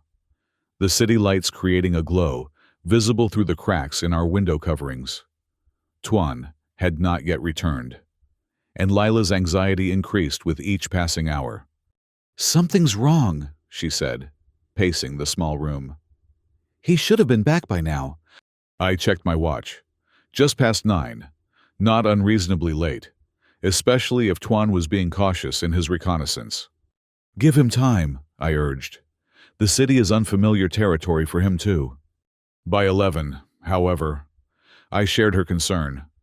Tuan had estimated his scouting mission would take 3 hours at most. We'd now been waiting nearly 6. We need to go look for him, Lila insisted. What if they caught him? What if they're interrogating him right now? The possibility had occurred to me as well, but rushing blindly into the city seemed equally dangerous. We don't know the area, I reminded her. And if Dark Helix has a presence here, we'd be walking right into their hands. So we just sit here while Tuan might be in danger? While Min remains unaware that Dark Helix could come for him any minute? Her voice rose with frustration. No, I said, making a decision. We go, but smart. Reconnaissance only. No contact with the Nguyens until we know the situation. Relief washed over her face. Thank you. We gathered our minimal possessions, prepared to abandon the room if necessary. I studied Tuan's map, memorizing the route to the Nguyen family noodle shop. It was in the old quarter, about 2 kilometers from our guest house, walkable, but exposed. If something happened to Tuan, they might be watching for us now, I warned. Lila nodded grimly. I know, but I can't sit here any longer. We slipped out the back entrance of the guest house, into an alley dimly lit by distant street lamps. The night air was cool, carrying the mixed scents of food stalls, motorbike exhaust, and the earthy dampness of the nearby river. We kept to side streets, moving as naturally as possible while remaining vigilant. The Eastern District grew more crowded as we approached. Even at this late hour, food vendors still served late diners. Groups of young people gathered on plastic stools outside convenience stores. The occasional motorbike zipped past with its characteristic buzz. We paused at the corner of the street where the Nguyen family's shop was located. From our position, we could see the storefront, a modest establishment with a faded awning, currently closed for the night. Lights burned in the windows above, suggesting the family was still awake. I don't see any obvious surveillance, I murmured, scanning the surrounding buildings and parked vehicles. That doesn't mean they're not there, Lila replied, her eyes never stopping their careful assessment of our surroundings. Dark Helix operatives are trained to blend in. A movement across the street caught my attention. A man exiting a convenience store, his posture and alertness triggering warning bells in my mind. He paused beneath a streetlight, lighting a cigarette with practiced casualness, while his gaze swept the area. 10 o'clock, I whispered to Lila. Man in the gray jacket. She looked without turning her head, then inhaled sharply. That's not Dark Helix, she said, her voice tight with surprise. That's Tuan. Relief flooded through me, followed immediately by confusion. Why is he watching the shop from across the street? Why didn't he come back to report? Lila's expression hardened. Something's wrong. Before I could stop her, she stepped forward, raising her hand in a small wave to catch Tuan's attention. His eyes widened in recognition and unmistakable alarm. He shook his head minutely, then flicked his gaze deliberately toward a parked van, further down the street. "Trap," Lila breathed, freezing in place. I scanned the van, unmarked, windows tinted, perfectly positioned for surveillance of the noodle shop. As I watched, the driver's side window lowered slightly, the barrel of what could only be a camera lens emerging. "Back up," I urged, gripping Lila's elbow. "Slowly. Don't run." We retreated the way we had come, fighting the instinct to flee outright. Tuan remained where he was, giving no further acknowledgement of our presence, a small mercy that might just save our lives. Once around the corner, sheltered from the van's view, Lila broke into a run. I matched her pace, heart hammering against my ribs as we navigated the maze of side streets, putting distance between ourselves and the trap that had been laid. "They have Min," Lila gasped as we ran. "They must have gotten to him already." "We don't know that," I countered, though the evidence suggested she might be right. "Maybe they're just watching the Nguyens, waiting for you to appear." We slowed our pace as we reached a busier street, trying to blend with the late-night pedestrians. No signs of pursuit yet, but that meant little with an enemy as resourceful as Dark Helix. "What about Tuan?" Lila asked, voicing the question troubling me as well. "Why didn't he warn us? Why was he there alone?" The possibilities were unsettling. Had Tuan been compromised, captured and forced to act as bait? Or had he been working for Dark Helix all along, leading us not to safety, but into a carefully orchestrated trap? "We can't go back to the guest house," I said. "It's not safe." Lila nodded in agreement. "We need a new plan, and we need to find out what's happened to Min." We found temporary refuge in a 24-hour internet cafe, tucked into a back corner, where we could observe the entrance while appearing to be ordinary late-night browsers.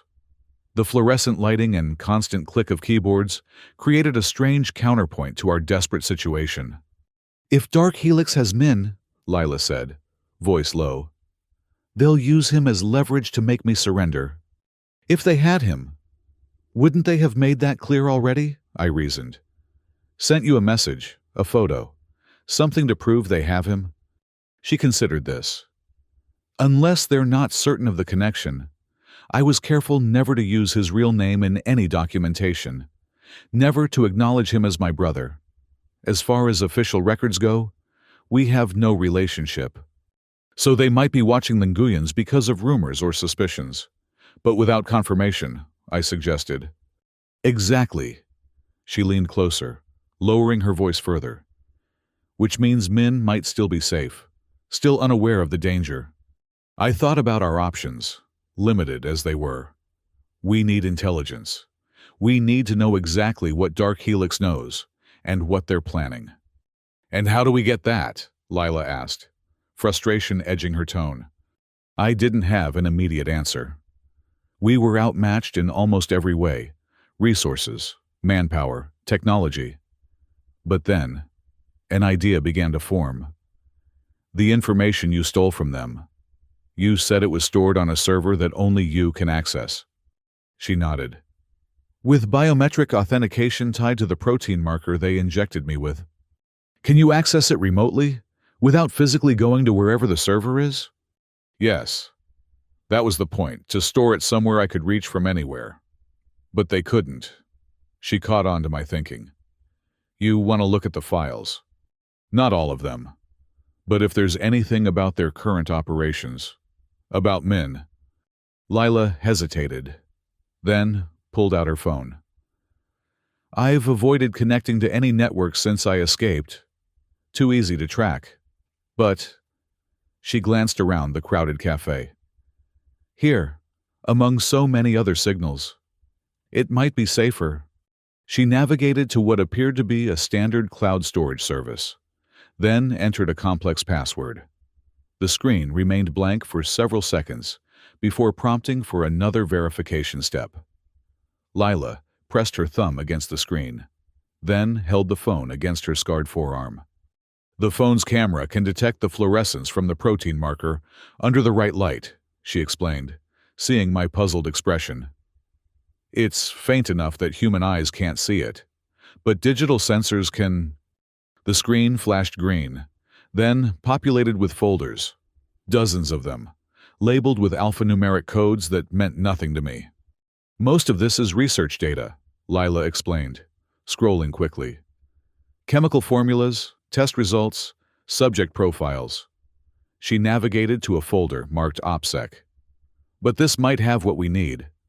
The operational security files were more recent than the research data, some updated as recently as the previous week.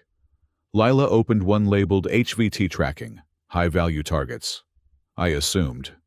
There, she breathed, pointing to an entry. Subject M07, status, under surveillance, location, Than Hoa. She scrolled further. They've had the Nguyens watched for 6 months, but haven't confirmed M07's identity. They're waiting for... Her voice faltered. For what? I prompted. For me to make contact. She looked up, eyes wide with realization. They're not certain it's Min. They're using him as bait, hoping I'll lead them straight to him and confirm their suspicions. The strategy was coldly logical.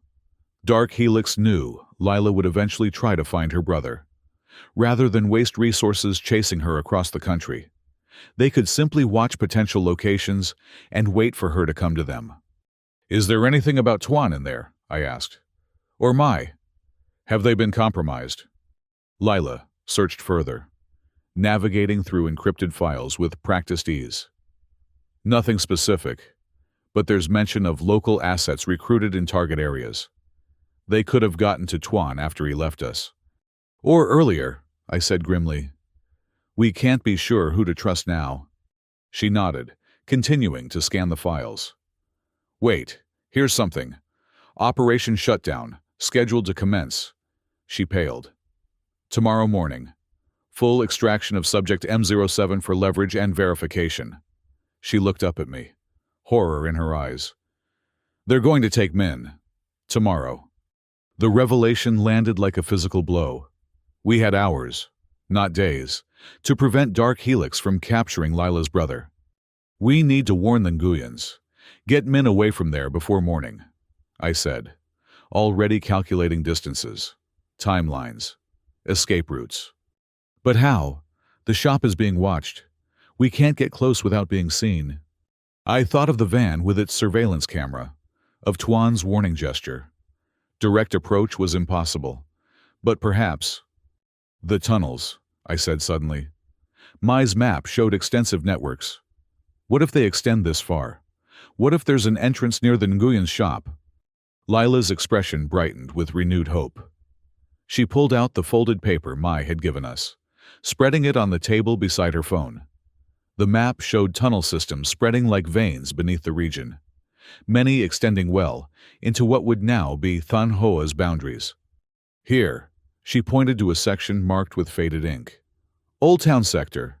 That's where the Nguyen shop is located.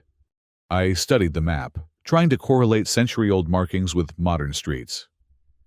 It looks like there might be an access point in this area, maybe 2 blocks from the shop. But how do we find it?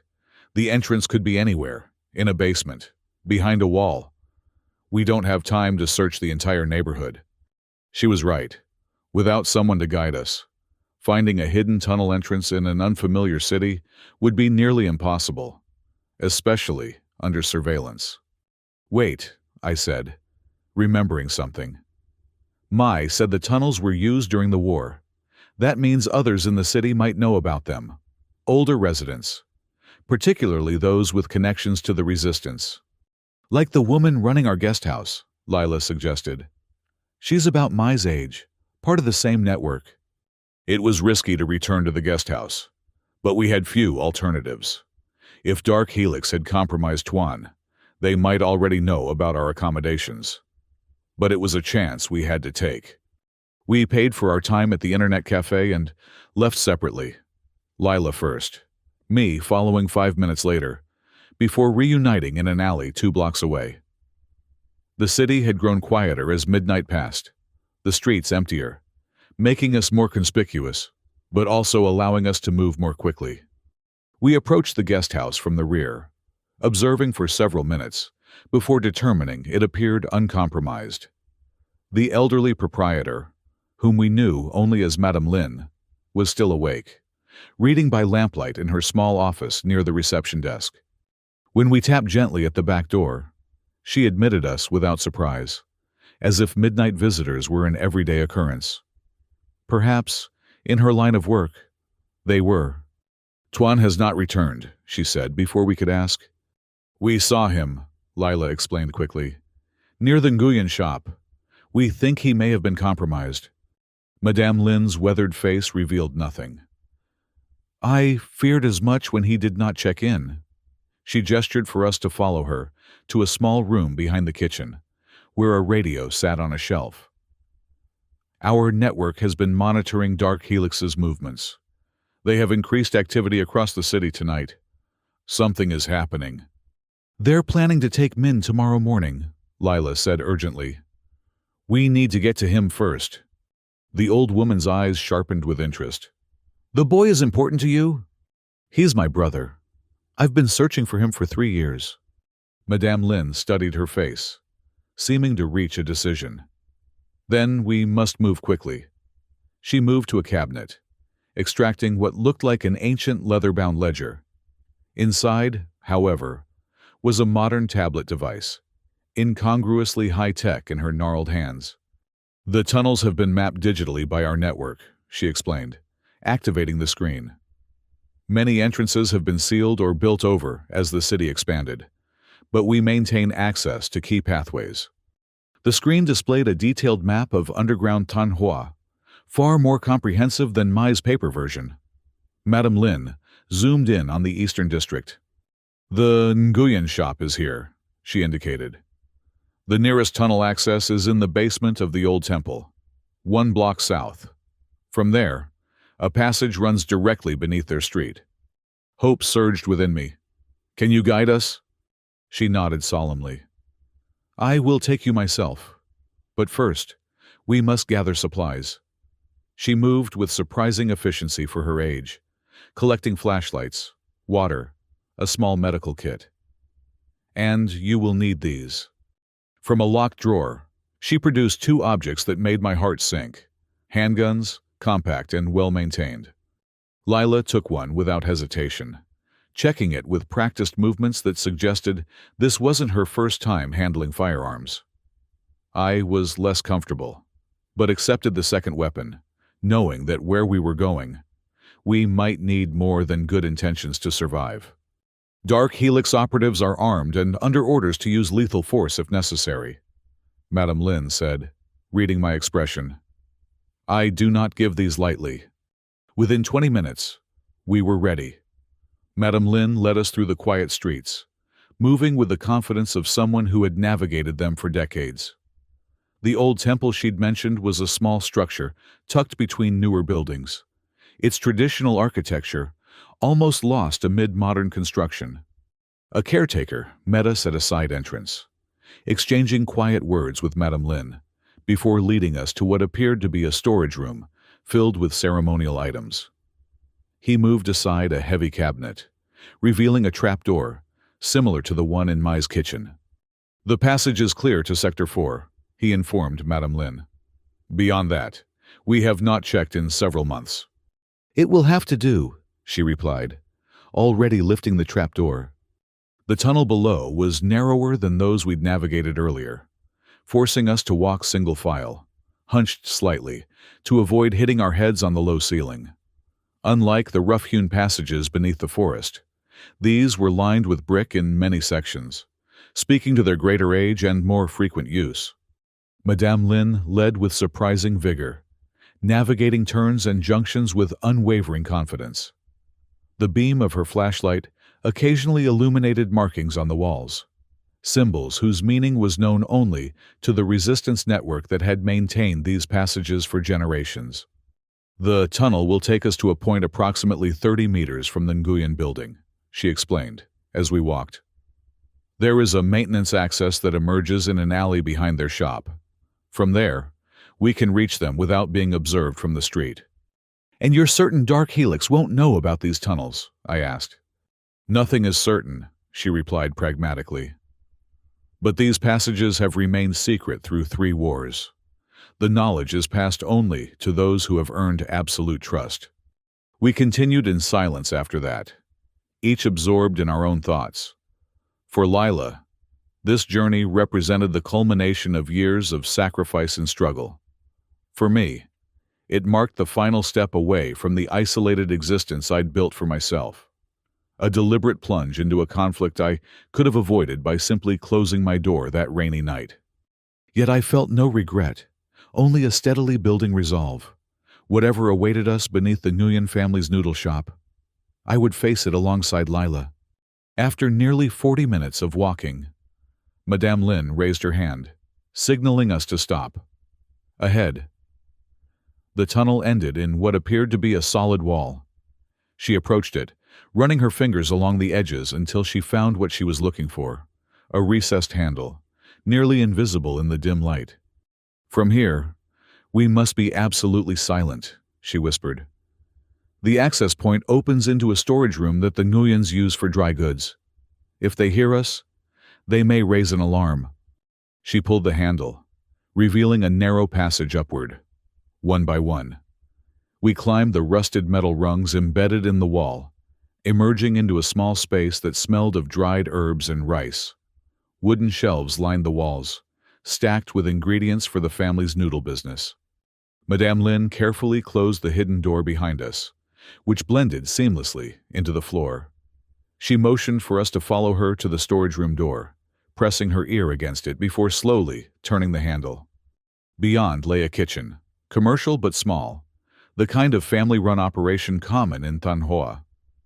It was dark now, cleaned and closed for the night. We moved through it silently, toward a staircase at the rear that presumably led to the family's living quarters. At the base of the stairs, Madame Lin paused, producing a small device from her pocket that resembled a key fob.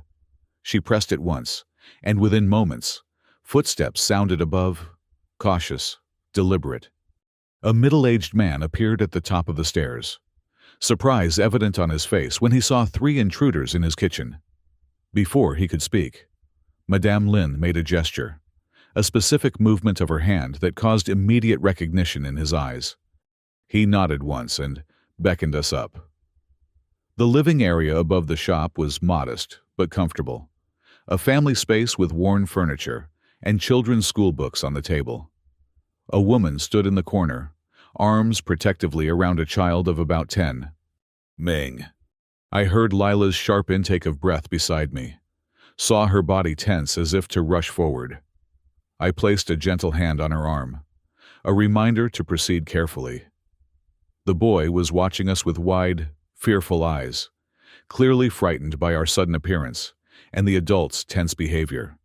"My name is Nguyen Van Hai," the man said quietly. "This is my wife, Thu, and this is Min, who has been our foster son for the past year." His gaze moved between us. "Are you from the people who have been watching our shop?" "No," Lila answered, her voice thick with emotion. "We're here to warn you about those people. They're planning to take Min tomorrow morning." Thu pulled the boy closer, fear evident in her posture. "Why? What do they want with him?"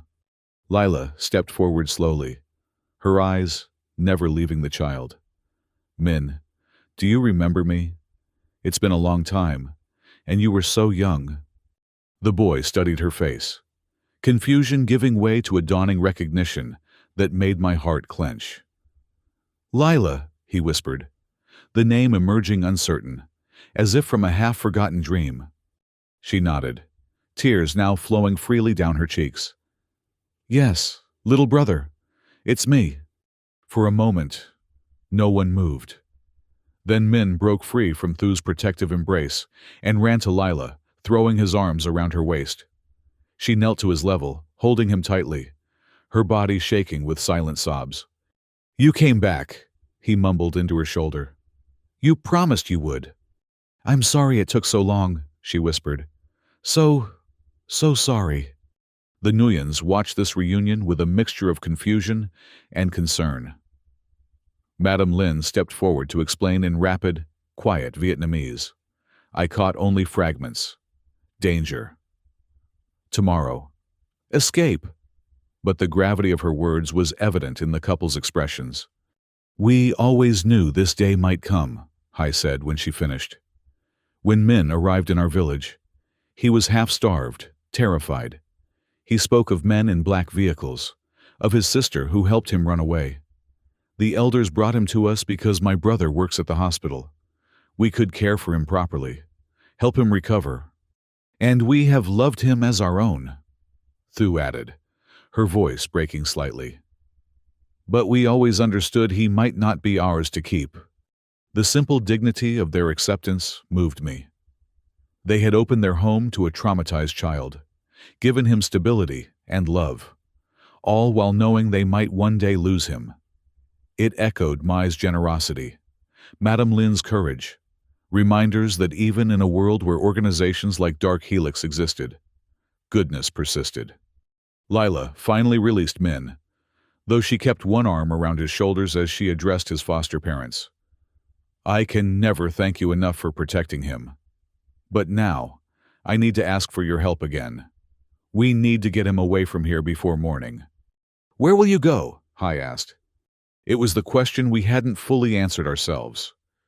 Where could they hide that Dark Helix couldn't eventually find them? I have a plan, Lila said with more confidence than I'd expected. But first, we need to get safely out of Than Hoa. Madame Lin stepped forward. The tunnels will take us to the river. From there, my cousin has a boat that can carry you south to Ho Chi Minh City. It is larger, easier to disappear in. We'll need to move quickly, I added. Pack only what's essential. Thu was already in motion, gathering clothes and necessities into a small backpack. Hai pulled Min aside, speaking to him in low, urgent tones, preparing the boy for yet another upheaval in his young life. I turned to Lila. You said you have a plan. Care to share it with me? Her eyes, still bright with tears, now held a determined gleam. I'm going to release the Dark Helix files. All of them. To everyone. Media, authorities, competitors. Once Min is safely on that boat, there's nothing holding me back. They'll come after you with everything they have, I warned. Let them try. She squared her shoulders. I'm done running. Evan, it's time to stand and fight. I couldn't argue with her logic. Dark Helix's power lay in its secrets, the illegal research, the corporate espionage, the bribery of officials, exposed to daylight. Those secrets would become their undoing. But I also understood the danger. I'm with you, I said simply. Whatever happens. She started to respond, but a sudden noise from downstairs silenced us all, the distinct sound of the shop's front door being forced open. Hai moved immediately to the window, peering carefully through the curtain. Black vehicle on the street, he reported, voice tight. 4 men entering the shop. Dark Helix had moved up their timetable. Perhaps they detected our internet activity at the cafe, or spotted us near the shop earlier. Whatever the cause, we'd run out of time. The tunnels, Madame Lin urged, already moving toward the kitchen stairs. Quickly, before they reached the apartment. Min looked up at Lila, fear evident in his young face. Are the bad men back? She knelt to his level, hands on his shoulders. Yes, but we're not going to let them take you. Do you remember how we played the quiet game before? We need to play it again now. He nodded solemnly, immediately falling silent. The child's quick adaptation to danger spoke volumes about what he'd already endured in his short life. We moved swiftly down the stairs, hearing the ominous sound of heavy footsteps crossing the restaurant floor above us. Thu and Hai followed, the woman clutching a family photo she'd grabbed at the last moment. In the storage room, Madame Lin was already opening the hidden door to the tunnel, one by one. We descended, Min first, then Thu and Hai, Madame Lin, Lila, with me bringing up the rear. I had just pulled the door closed above us when we heard the kitchen door burst open. Heavy footsteps crossed the room above our heads, voices calling to each other as they searched the empty apartment. No one here, sir. Check everywhere, The intel said the boy lives here. Beds are still warm. They left in a hurry. We remained frozen on the ladder, barely daring to breathe. The voices continued above, muffled now through the floor. Sir, there's a hidden door in the storage room floor. Looks recently used. My heart sank. They knew about the tunnels. All units. Targets likely in the tunnel system beneath Sector 4. Seal all known exits and proceed with sweep protocol. Madame Lin gestured urgently for us to descend faster. As we reached the tunnel floor, she immediately led us away from the direction we'd come, taking a different branch than before. They know these passages? I asked, as we hurried through the darkness. Some, she admitted grimly, but not all. The oldest sections were deliberately left off official maps. We must reach the river before they seal the exits. We moved as quickly as we dared, the narrow beam of our flashlight illuminating just enough path ahead to avoid stumbling. Min kept pace bravely, his small hand gripped tightly in Lila's. Behind us, distant shouts and the beam of powerful flashlights suggested our pursuers had entered the tunnel system. The passage narrowed further, the ceiling dropping so low that even Min had to duck. The air grew damper, the walls slick with moisture. We were approaching the river. After what felt like an eternity of running, stopping to listen, then running again, Madame Lin halted before what appeared to be a dead end. But her experienced hands quickly found the mechanism, a series of bricks that, when pressed in the correct sequence, released a hidden door. Beyond lay not the open air I'd expected, but another tunnel. This one clearly more ancient, its walls rough-hewn stone rather than brick, the floor uneven beneath our feet. The oldest passage, Madame Lin explained, her breath coming in gasps. Built before the French came, it leads directly to the water. We continued onward, the sound of pursuit growing more distant behind us. Perhaps we'd gained some advantage with this lesser-known route. The tunnel began to slope downward, the air growing noticeably cooler and heavier with river scent. Finally, we reached another door, this one small and metal, corroded with age and damp. Madame Lin struggled with the ancient mechanism until Hai stepped forward to help, the two of them straining against decades of disuse. With a groan of protest, the door swung outward, revealing a narrow ledge above the dark waters of the Tanhoa River. The night air hit us like a blessing after the closed confines of the tunnel, carrying the sounds of gentle waves lapping against stone. There, Madame Lin pointed to a small dock about 20 meters downstream. A single boat was moored there, its owner apparently sleeping in the small cabin. We moved carefully along the narrow ledge, helping each other maintain balance on the slippery stone.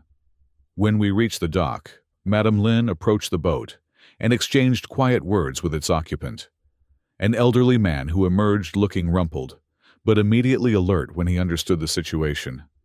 He will take you as far as Nha Sun tonight, she explained. From there, another boat will continue the journey south. Dark Helix has less influence in the coastal villages. It was happening so quickly now. In moments, Lila and Min would be on that boat, heading away from Tanhoa, away from Dark Helix's immediate reach, and away from me. I hadn't allowed myself to consider what would happen after we found Min, hadn't confronted the likelihood that Lila's path and mine would diverge. Now, faced with imminent separation, I felt an unexpected hollowness in my chest. Thu and Hai were saying goodbye to Min, the woman wiping tears as she pressed a small, jade pendant into the boy's hand. For protection, she whispered, embracing him one last time.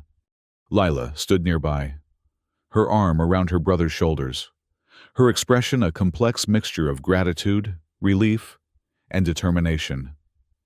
When she looked up and met my gaze, something passed between us, an acknowledgement of all we'd shared in our brief, intense time together. She approached me while the others prepared the boat. "Come with us," she said simply. I hadn't expected that. "I'd only slow you down. You and Min need to move quickly. Stay ahead of them." That's not an answer. Her eyes held mine steadily. Do you want to come with us? Did I? The question resonated through me. My cabin was compromised, my solitude shattered. The life I'd built for myself over 3 careful years had been dismantled in less than a week. Yet I felt more alive now than I had in all that time. Yes, I said finally. I want to come with you. Her smile bloomed, transforming her face despite the fatigue and stress etched there. Then that settled. A commotion from the tunnel entrance cut our moment short. Flashlight beams, voices. Dark Helix had found our exit point. Go! Go! Madame Lin urged, practically pushing us onto the boat. The boatman was already starting the engine, a muffled purr that seemed thunderous in the night quiet. I helped Min aboard, then Lila, turning back to assist Madame Lin. But the elderly woman shook her head. I will remain, she said firmly. Delay them. Lead them away from your trail. They'll hurt you, Lila protested. Madame Lin smiled, a fierce expression on her weathered face. I have faced worse enemies in my time. Go now. Protect the boy and expose these criminals. Before we could argue further, she had slipped back toward the tunnel entrance, disappearing into the shadows as voices grew louder. The boatman cast off, the small craft gliding into the current of the river. Hai and Thu remained on the dock, 2 small figures growing steadily more distant as we moved away from Than Hoa. Min pressed against Lila's side, watching the city lights recede. Are we safe now? He asked, his voice small against the gentle splash of water. Lila stroked his hair, her eyes meeting mine over his head. Not yet, she answered honestly. But we will be. I promise. As our boat slipped silently downriver, carried by the current toward whatever awaited us, I felt a strange sense of peace despite the danger still pursuing us. For 3 years, I had hidden from life, from connection, from purpose. Now, improbably, I had found all 3 in the space of a week. Lila had said she had nowhere else to go. Perhaps I hadn't either. Not really. Perhaps we had both been waiting for someone to say, "Then stay with me." The boat rounded a bend, Than Hoa disappearing from view behind us. Ahead lay uncertainty, danger, the continued threat of Dark Helix. But also possibility. A chance to bring justice, to protect innocence, to build something new from the ruins of our separate pasts. What happens next? I asked quietly, as Min dozed against Lila's shoulder. She looked up at the star-filled sky. Then, back to me. We fight. We win. And then... A small smile touched her lips. Then we find somewhere to call home. Home. The word resonated strangely, after so long living in self-imposed exile. Yet, as I watched Lila gently adjust the blanket around her sleeping brother, as I felt the steady movement of the river beneath us carrying us forward together, I realized that home might not be a place at all. It might simply be wherever we decided to stay. The journey downriver continued through the night, the small boat making steady progress away from Than Hoa. Min slept soundly, exhausted by the sudden upheaval, while Lila and I kept watch, alert for any signs of pursuit.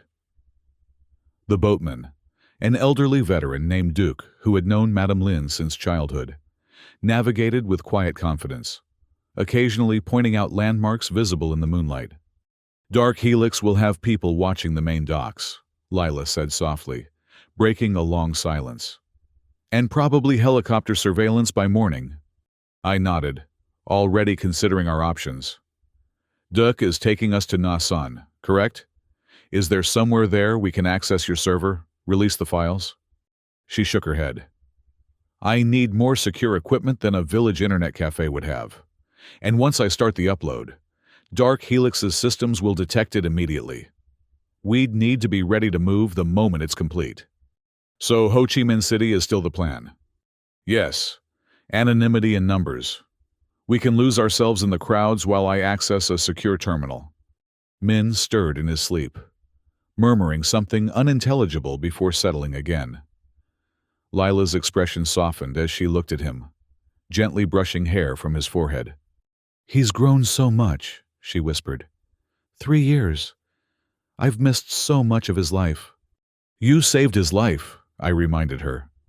"Everything he's experienced since, the Nguyens, school, normal childhood moments, it's all because of you." She smiled faintly, but sorrow lingered in her eyes. "I always imagined us together, that I'd watch him grow up, help with homework, teach him to ride a bike. Instead, strangers raised him while I lived like a ghost." "You can be with him now," I said. "Once Dark Helix is exposed, you can build that life." "If we survive the next few days," she added pragmatically.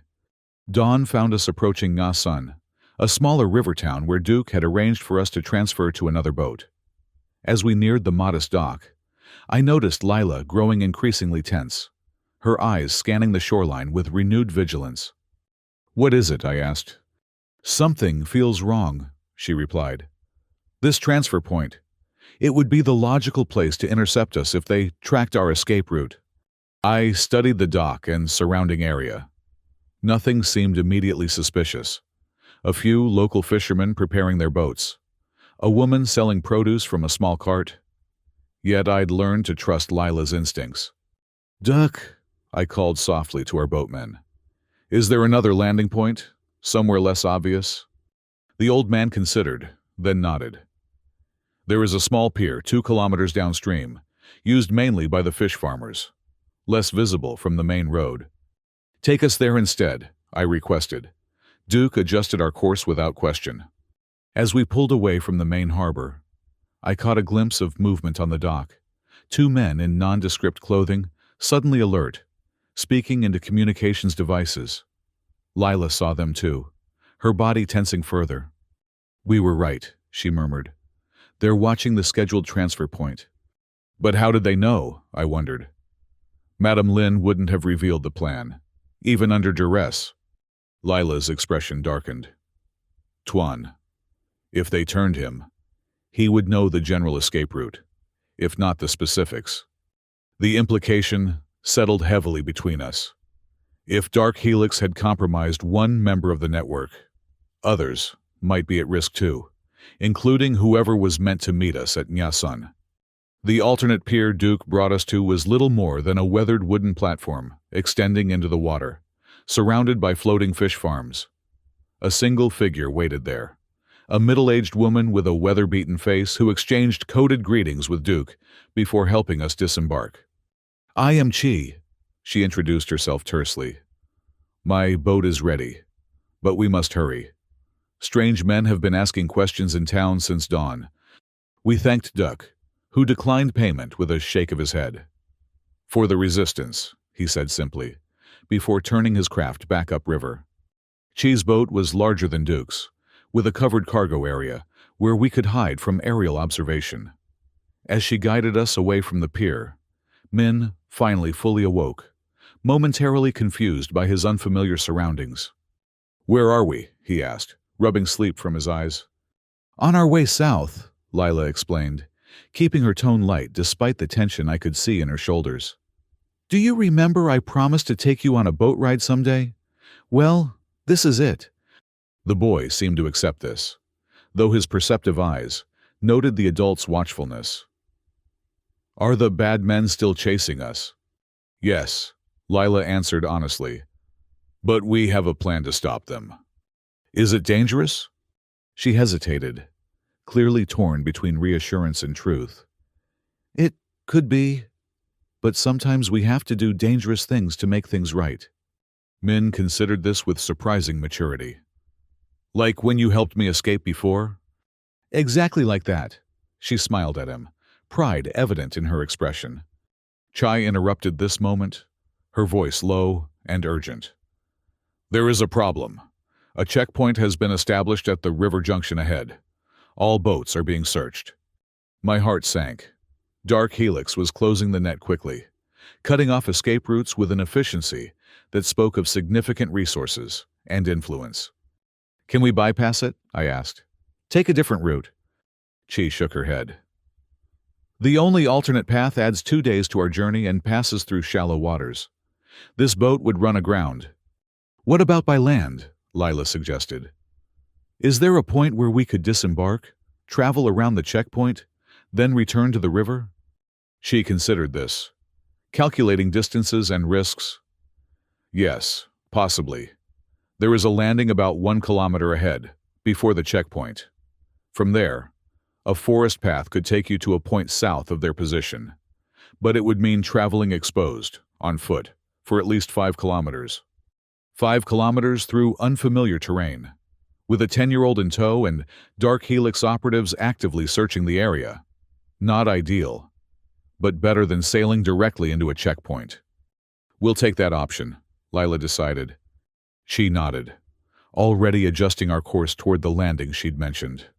As we approached, she provided hurried instructions: where to find the path, landmarks to guide us, where to rejoin the river. My cousin has a small fishing hut near the southern meeting point, she added. Look for a red door. He will help you find transportation from there. We gathered our meager possessions, preparing to disembark.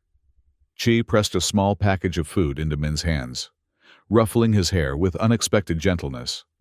Be brave, little one, she told him. Your sister is very strong. Min nodded solemnly, standing a little straighter at this assessment. The landing was little more than a muddy bank, deserted except for a few abandoned fishing baskets. We thanked Chi and set off immediately, following a narrow trail that led away from the river into increasingly dense forest. Min kept pace remarkably well, his small legs working double time to match our longer strides.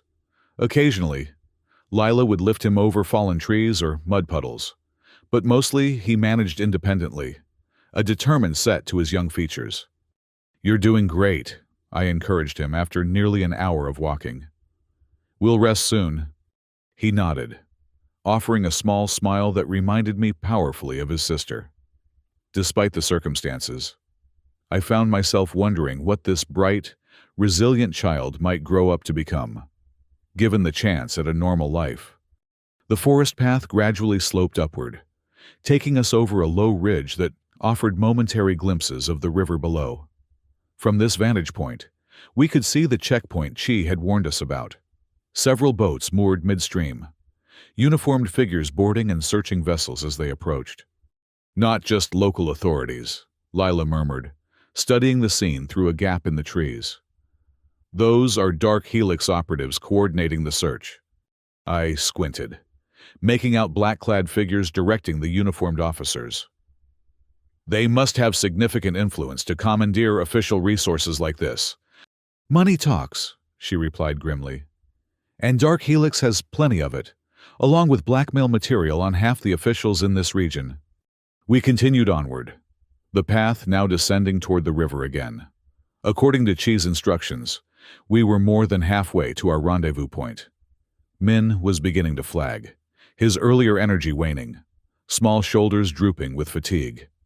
Without discussion, I lifted him onto my back, where he clung like a koala, his head soon dropping against my shoulder as he dozed off. Lila gave me a grateful look, reaching over to brush her brother's hair from his face. He trusts you, she observed quietly. Kids have good instincts, I replied. Yes, they do. Something in her tone made me glance over. She was watching me with an expression I couldn't quite read, thoughtful, perhaps a bit wondering. We walked in comfortable silence after that. The weight of the sleeping child, a reminder of everything at stake. The path grew less distinct as we continued, suggesting it was rarely used these days. Several times we had to backtrack after finding our way blocked by fallen trees or eroded sections. The sun was high overhead when we finally spotted the fishing hut Chi had described, its red door vivid against the weathered gray wood. It stood on stilts near the riverbank, accessible by a steep set of wooden steps. We approached cautiously, looking for any sign that Dark Helix had discovered this location too. The area appeared deserted. The only sound, the gentle lapping of water against the shore and distant bird calls.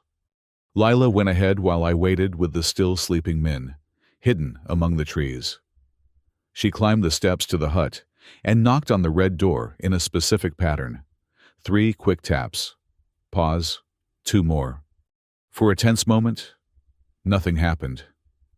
Then the door creaked open, revealing an elderly man with a deeply lined face and watchful eyes.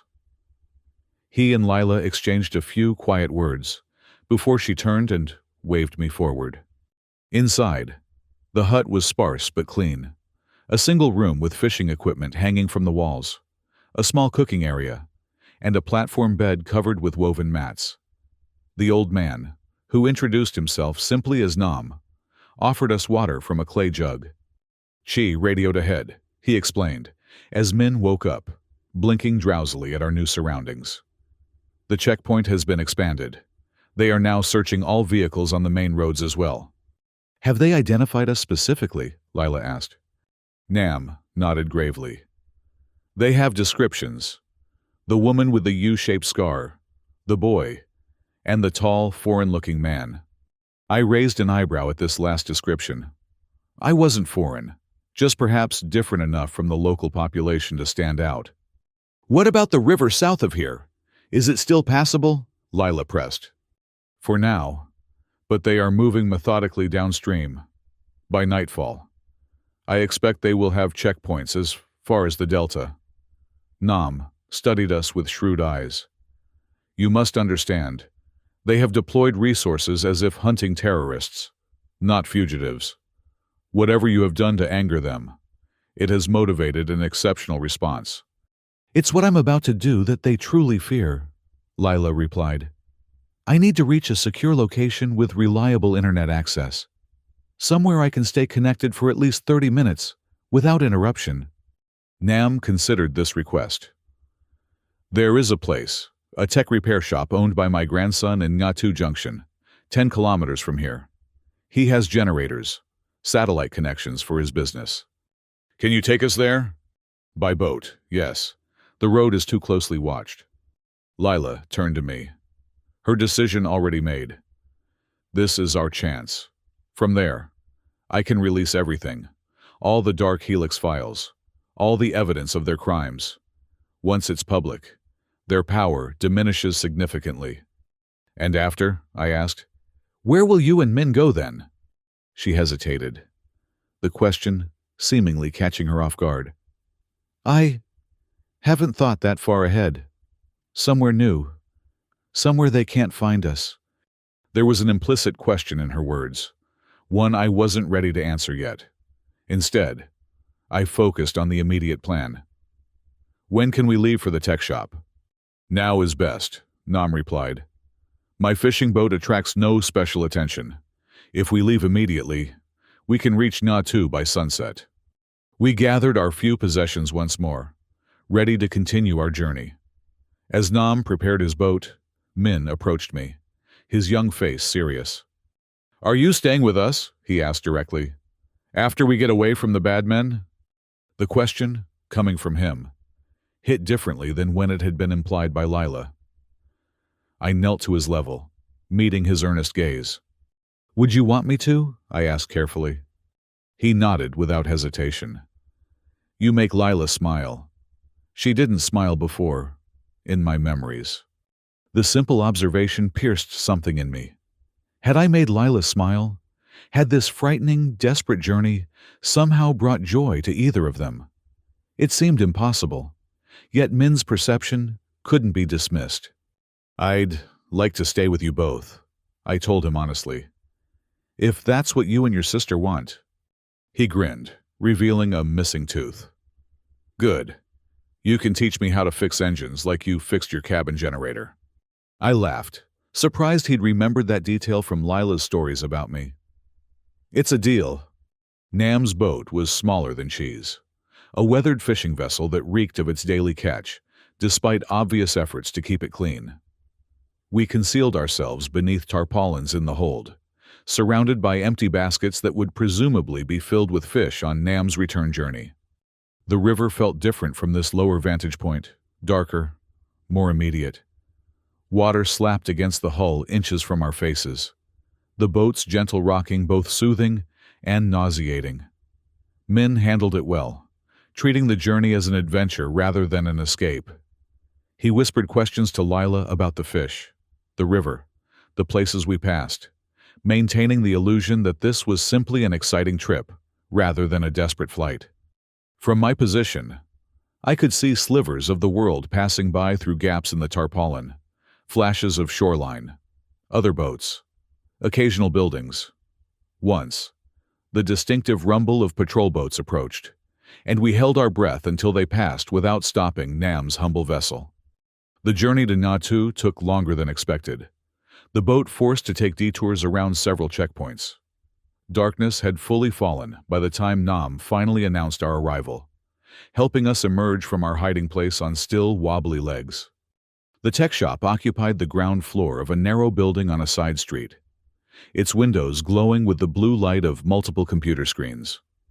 Nam's grandson, a young man named Vin with spiky hair and a perpetual look of slight amusement, greeted us with surprising composure for someone suddenly hosting fugitives.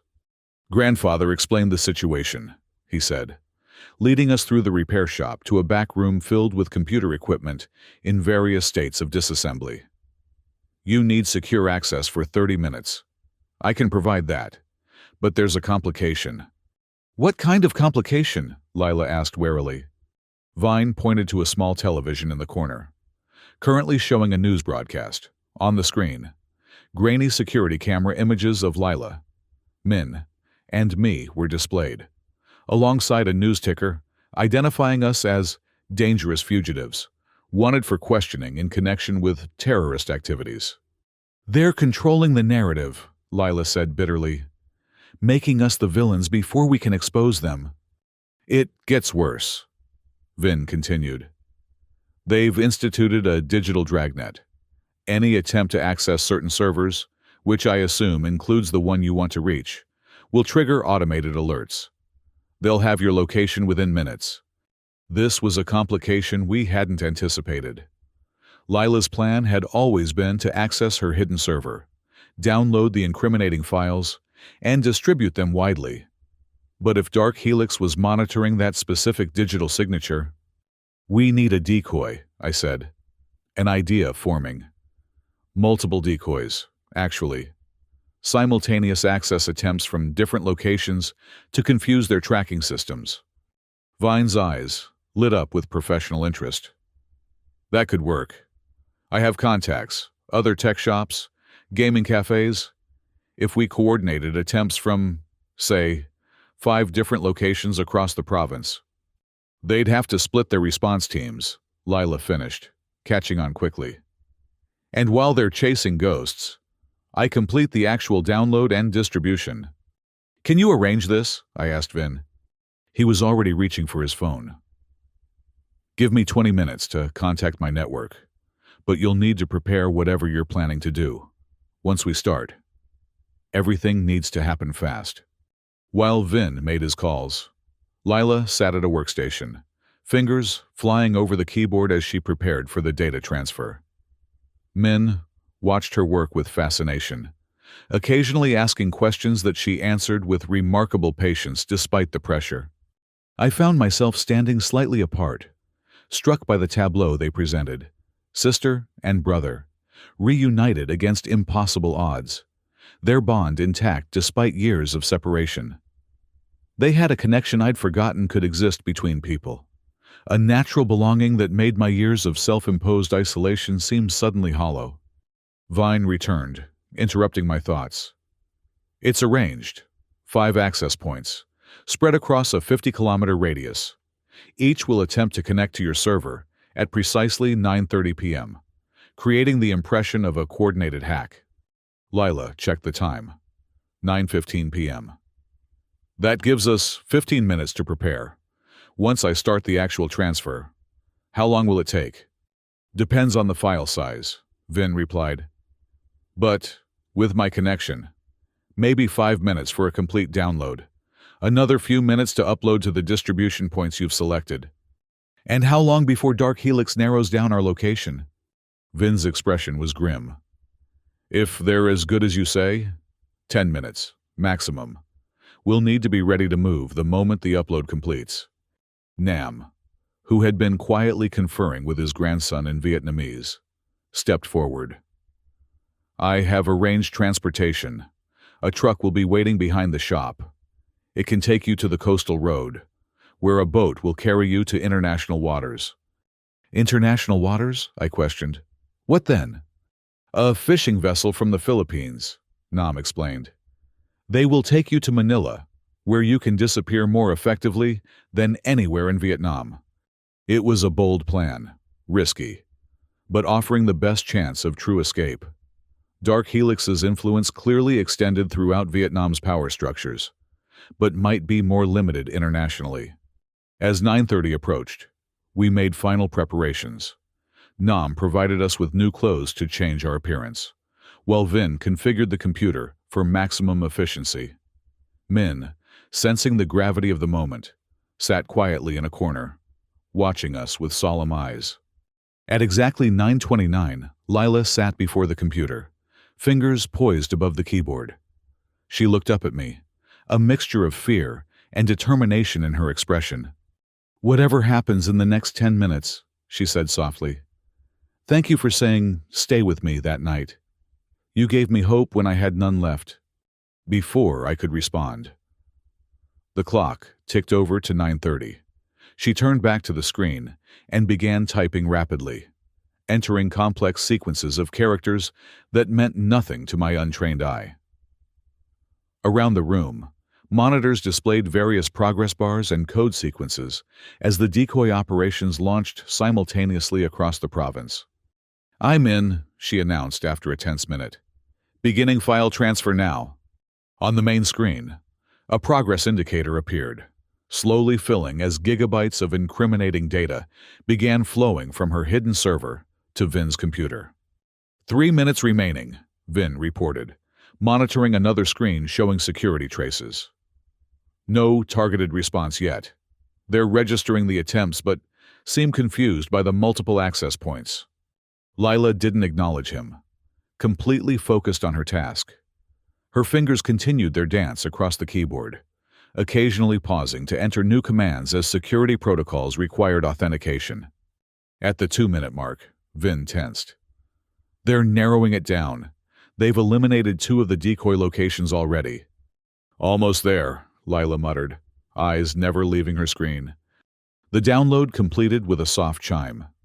Lila immediately began the distribution phase, sending compressed packages of data to news outlets, regulatory agencies, competing corporations, and public forums simultaneously. 1 minute, Vin warned. "They've identified this general area." Lila continued working, face set in concentration. 80% uploaded. Just need another 30 seconds. Outside, a vehicle engine rumbled to life, our escape transportation being readied. Nam moved to the window, scanning the street for signs of approach. "Multiple vehicles entering the east end of the street," he reported tensely. "Black SUVs." "Done," Lila announced, hitting a final key with emphasis. "It's all out there now. Every illegal experiment, every bribe, every corporate crime, all public record." Vun was already shutting down systems, wiping local traces of our activity. "Time to go. They'll be here in under 2 minutes." We moved quickly to the back door, Nam leading the way to where a covered truck waited in the alley, engine idling. The driver, another of the seemingly endless network of resistance contacts, nodded tersely as we approached. "The coastal road is clear for now," he said. "But they've established roadblocks on all major highways out of the district. Just get us to the fishing boat," Nam instructed. "My friends will handle the rest." We climbed into the back of the truck, concealed behind stacks of empty produce crates. Min nestled between Lila and me, his small body tense but his expression determined. As the truck began moving, negotiating the narrow back streets of Ngatu, I placed a reassuring hand on his shoulder. "Your sister did something very brave tonight," I told him. "Something that will help a lot of people." He nodded. "Will the bad men stop chasing us now?" I exchanged glances with Lila over his head. We both knew the truth.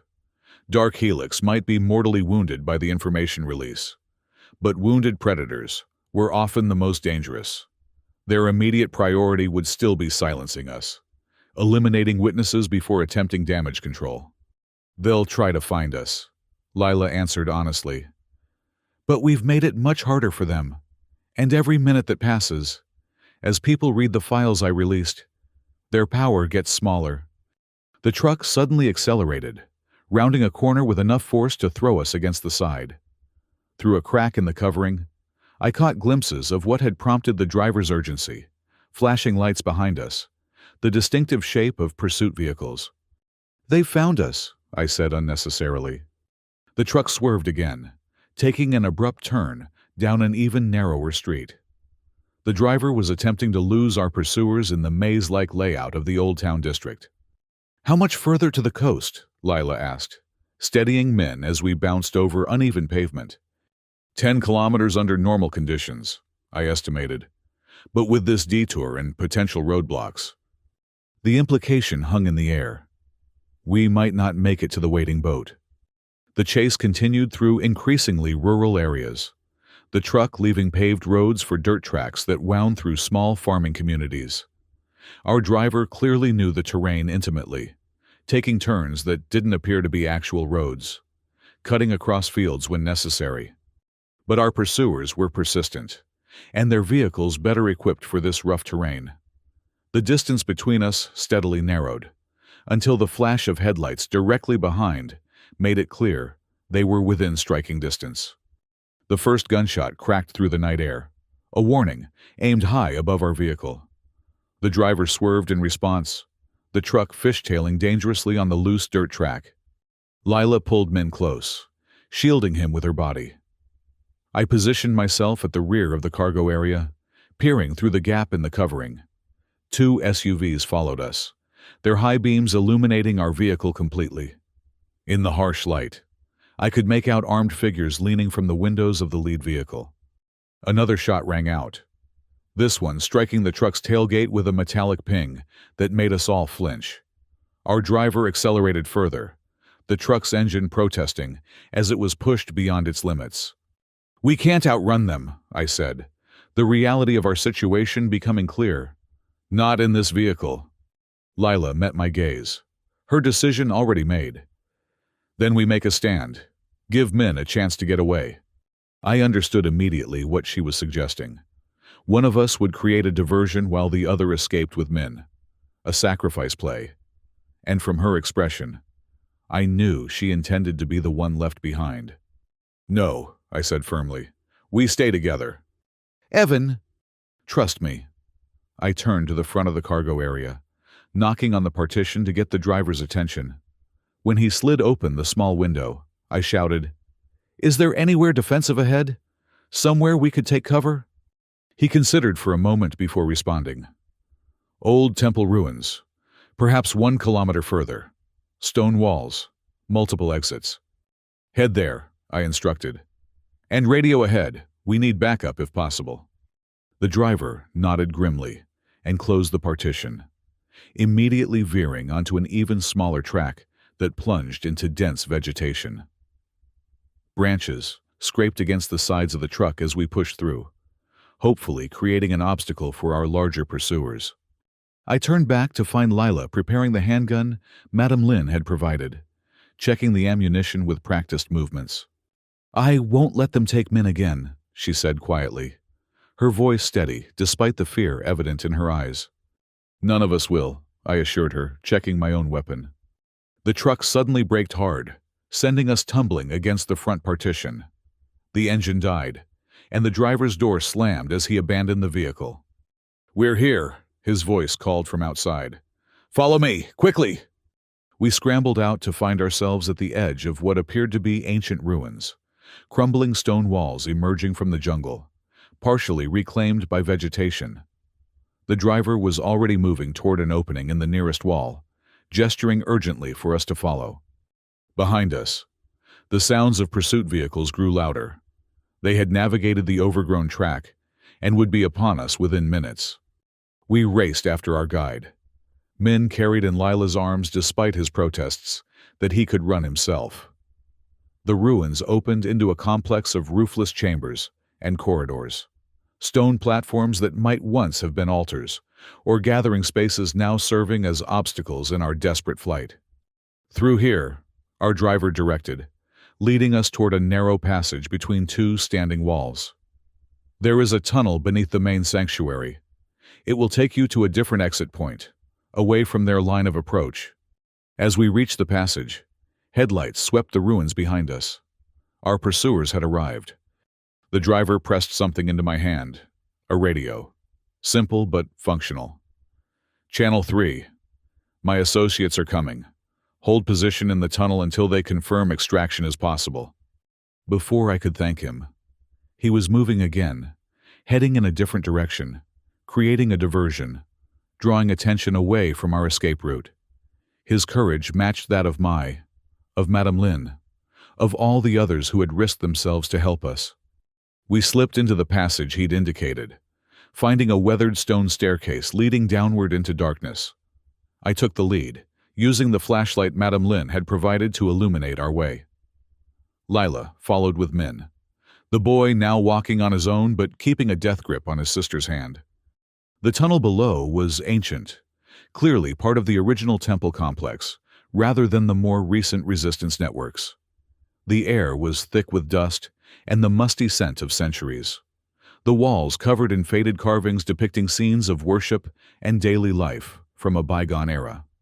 We moved as quickly as we dared, aware that our flashlight would be visible to anyone who found the staircase. Behind us, shouts and the occasional gunshot suggested a confrontation was underway, our driver facing off against Dark Helix operatives, buying us precious time with his bravery.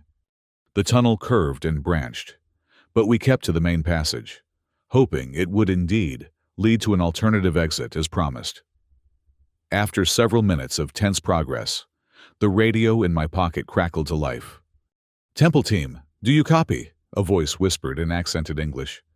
I fumbled with the device, finding the transmission button. "We copy. 3 fugitives in the tunnel system. Status of extraction?" There was a pause. Then, "Helicopter approaching your position from the south.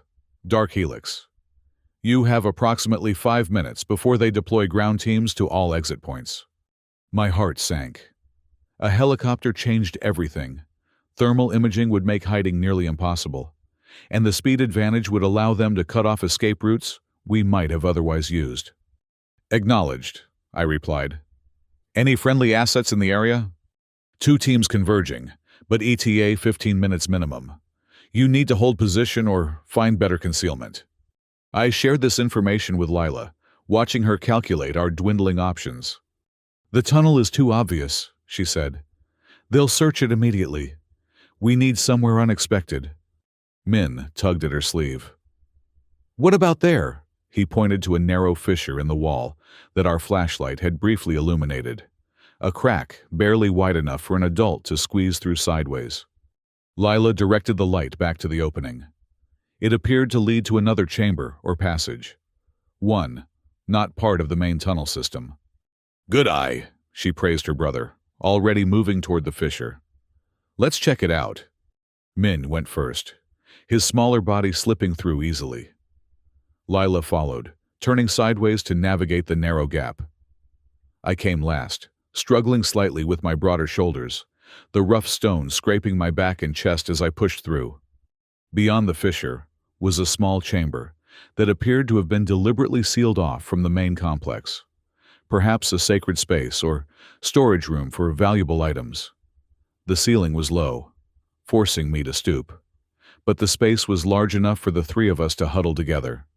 Most importantly, the chamber had no obvious entrance besides the fissure we'd used. Unless Dark Helix operatives were exceptionally thorough in their search, they might overlook this hiding place entirely.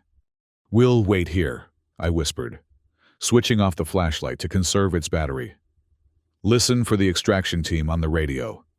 In the absolute darkness, Min's breathing quickened with fear. Lila pulled him close, murmuring reassurances.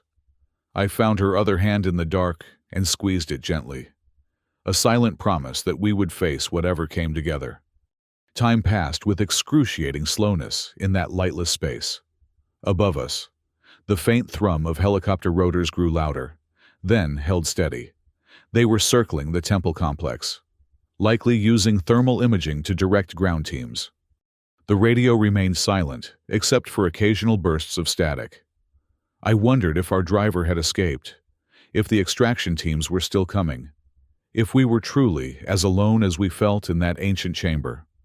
Eventually, we heard what we'd been dreading: voices and footsteps in the main tunnel, flashlight beams visible through small gaps in the fissure, dark helix operatives, methodically searching every centimeter of the underground complex. "Check all side passages," a voice commanded. "They're here somewhere." The thermal scan showed heat signatures entering this tunnel system. We held perfectly still, hardly daring to breathe as flashlight beams swept the walls nearby. Min trembled against Lila, his small body rigid with terror, but he made no sound. One beam passed directly over the fissure we'd used, lingering as its owner investigated the unusual formation. I tightened my grip on the handgun, knowing that if they discovered our hiding place, our options would be severely limited in this confined space. "Sir, I've got something here," the searcher called. "Looks like a crack in the wall. Could be another chamber." My heart sank. They'd found us. "How wide?" the commander's voice responded. "Narrow, maybe 30 centimeters at its widest point." There was a pause. Then, "Any sign it's been used recently? Disturbed dust? Scuff marks?" The flashlight beam reappeared, examining the edges of the fissure more carefully. In our haste, had we left obvious traces? I couldn't remember, and in the absolute darkness of our hiding place, couldn't check now. "Hard to tell, sir. There's a lot of dust everywhere." Another pause. "We don't have time to check every crack and crevice. Command wants us to secure the perimeter exits before the targets can slip away. Mark it and move on. Second team can do a detailed search if necessary." The flashlight beam withdrew, and footsteps moved away, continuing down the main tunnel. I released a breath I hadn't realized I was holding, feeling Lila do the same beside me. We remained frozen in place, afraid even the slightest movement might alert any stragglers to our presence. Minutes stretched into what felt like hours, the darkness and confinement becoming increasingly oppressive. Finally, the radio crackled again. "Temple team, do you copy?" The voice was different from before, female, with a hint of authority. I raised the radio cautiously. "Copy, still in position. Dark Helix forces are regrouping at the north entrance. We've created a diversion on the east side. Fire in the underbrush. You have approximately 3 minutes to reach the western exit. Can you get there?" I tried to visualize the tunnel layout from our brief passage through it. "Yes, I think so. But we'll be exposed as soon as we leave the temple grounds." "Negative. We have a vehicle waiting behind the maintenance shed, 50 meters from the western exit. Gray pickup truck, engine running. Driver will flash headlights once when you emerge." This was it. Our best chance at escape. But it meant leaving our relatively secure hiding place, traversing the tunnel system again, and making a dash across open ground, all while Dark Helix operatives remained in the area. "Understood," I replied. "Moving now." I clicked on the flashlight, its beam momentarily blinding after so long in darkness. Lila was already preparing Min, whispering instructions to stay close, to run when told, to remain absolutely silent. We squeezed back through the fissure one by one, emerging into the main tunnel, which now stood eerily empty. The sounds of the search party had faded, suggesting they'd moved to different sections of the complex. Orienting ourselves, we moved swiftly toward what we believed was the western section of the tunnel system. Each junction required a moment's hesitation, a quick check for signs of pursuit, before proceeding. After several tense minutes, we reached what appeared to be our exit, a staircase leading upward. Much like the one we'd descended initially, cool night air flowed down from above, carrying the scent of soil and vegetation. I went first, climbing the stairs cautiously until I could peer out at ground level. The exit opened into a small clearing, surrounded by dense foliage, with no immediate sign of Dark Helix personnel. In the distance, an orange glow and smoke indicated the diversionary fire doing its job, drawing attention away from our escape route. "Clear," I whispered down to Lila and Min. "Come up, but stay low." They joined me at the entrance, crouching low to minimize their profiles. The night was alive with distant shouts and the continued thrum of helicopter rotors. But our immediate vicinity remained quiet for the moment. "The maintenance shed should be that way," I pointed, estimating based on the instructions we'd received. 50 meters. We'll have to cross open ground to reach it." Lila nodded, her face set with determination. "I'll go first with Min. If anything happens, if they spot us." She didn't finish the thought, but I understood. Get Min to safety, regardless of what happened to her. "Together," I countered. "All three of us, as fast as we can. Ready?" She nodded, gripping Min's hand tightly. The boy looked up at us both, fear in his eyes, but also trust, complete faith that the adults who had protected him this far would continue to do so. "On three," I said. 1, 2, 3. We burst from the tunnel entrance, running as fast as Min's legs could carry him toward the darkened shape of the maintenance shed. The open ground seemed to stretch endlessly, each step exposing us further to potential detection. Halfway across, disaster struck. The helicopter, responding to some new information or simply changing its search pattern, swung in our direction, its powerful searchlight sweeping the ground ahead of us. "Down!" I shouted, pulling both Lila and Min into a hollow beside a fallen tree trunk. The light passed just meters away, then began a methodical back-and-forth pattern that would inevitably discover us. "We can't stay here," Lila hissed. "They'll find us in seconds." She was right. Our only hope was to reach the vehicle waiting behind the shed before the searchlight completed its next pass. "I'll draw them off," I decided instantly. "You take Min to the truck." "No," Lila grabbed my arm. "We stay together." "There's no time to argue. It's the only way to get Min out safely." I pressed the radio into her hand. "Go. I'll create a diversion, then circle around and meet you at the rendezvous point she mentioned." Before she could protest further, I slipped away from our hiding place, moving perpendicular to their escape route. Once I was about 20 meters away, I fired my handgun into the air, a universally effective attention-getter. The effect was immediate. The helicopter searchlight swung toward the sound, fixing on my position as I broke into a run, heading for the densest part of the surrounding forest. Behind me, I heard shouts as ground teams responded to the gunshot. I didn't look back to see if Lila and Min had made it to the truck. I couldn't afford to. My entire focus was on staying ahead of the pursuers, now converging on my position. The forest offered some concealment, but also hazards, unseen roots to trip over, branches that whipped across my face as I ran, uneven ground that threatened to send me sprawling with each step. A bullet splintered bark near my head, followed by the crack of a rifle. They were shooting to kill now, the pretense of wanted for questioning abandoned in the heat of pursuit. I changed direction randomly, using the trees as cover, trying to be unpredictable while still drawing attention away from Lila and Min's escape route. Another shot, closer this time. They were gaining on me. The helicopter hovered overhead, its searchlight penetrating the canopy in places, creating a disorienting strobe effect as I ran through alternating patches of blinding light and complete darkness. My lungs burned, muscles screaming for rest after days of stress and minimal sleep. I stumbled into a shallow ravine, tumbling down its slope in an uncontrolled fall that ended with me sprawled at the bottom, momentarily stunned.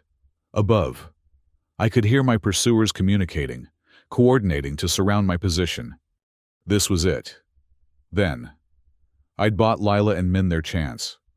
I only hoped they'd made it to the truck, that they were already speeding away from this nightmare.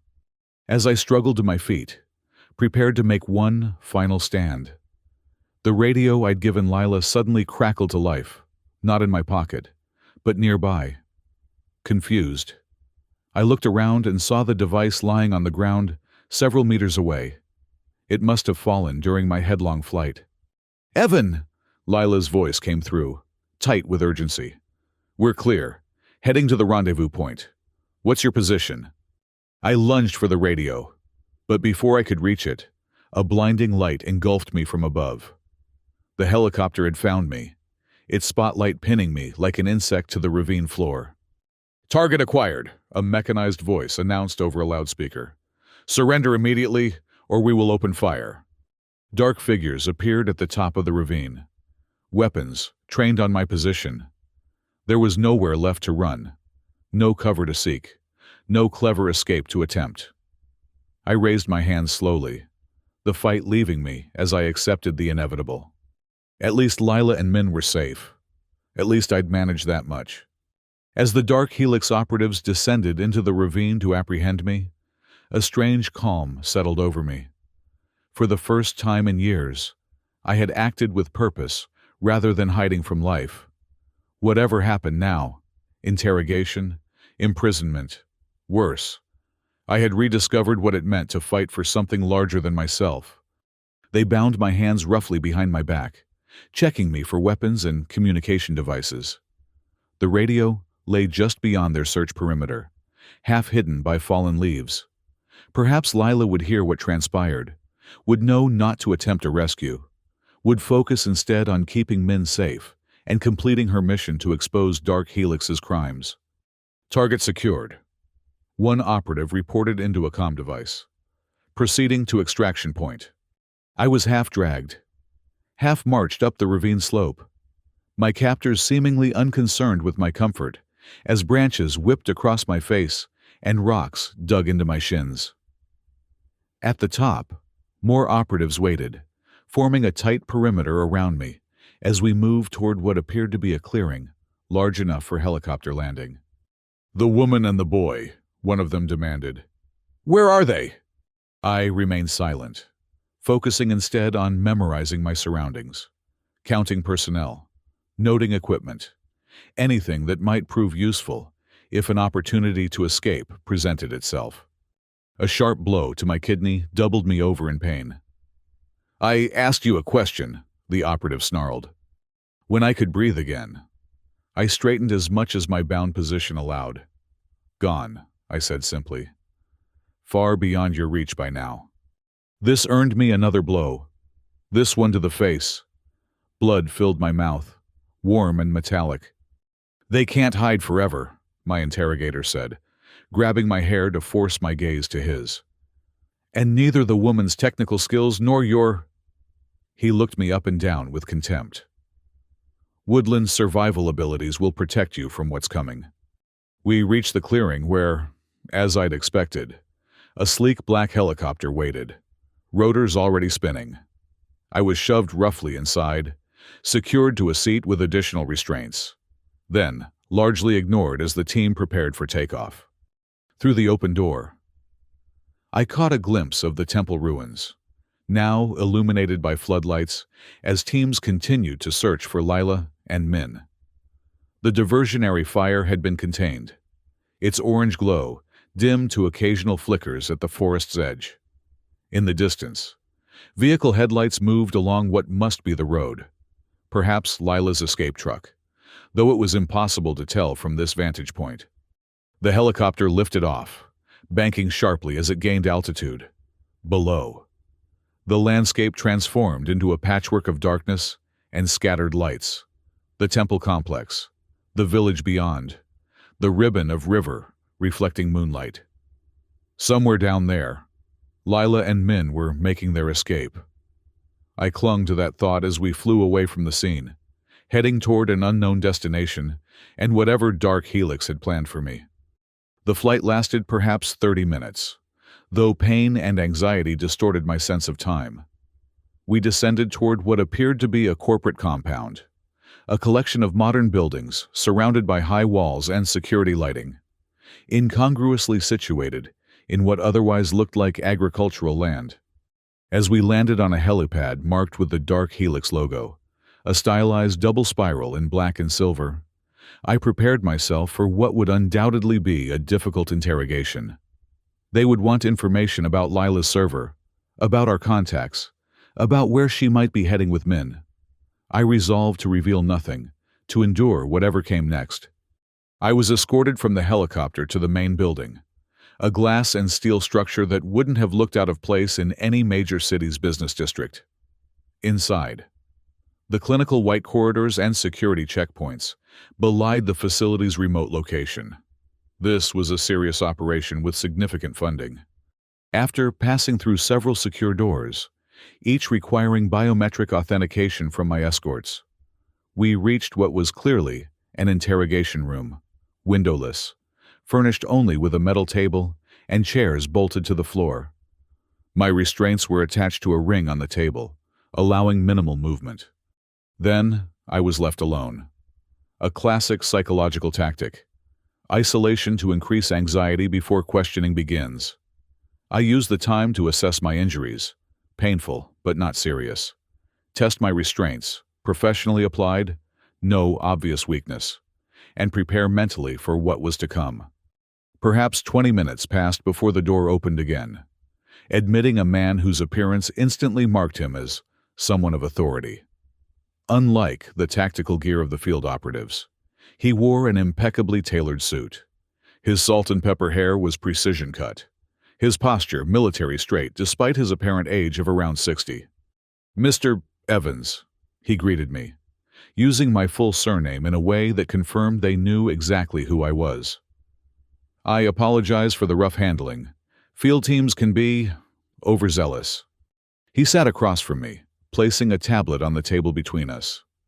His manner was almost cordial, as if we were meeting for a business discussion rather than an interrogation. "My name is Thomas Blackwood, Executive Director of Special Projects for Dark Helix Technologies." He studied me with clinical interest. "You've led us on quite a chase these past few days. Impressive for someone who, until recently, was effectively a hermit." I remained silent, watching him. This conversational approach was another tactic. Establish rapport.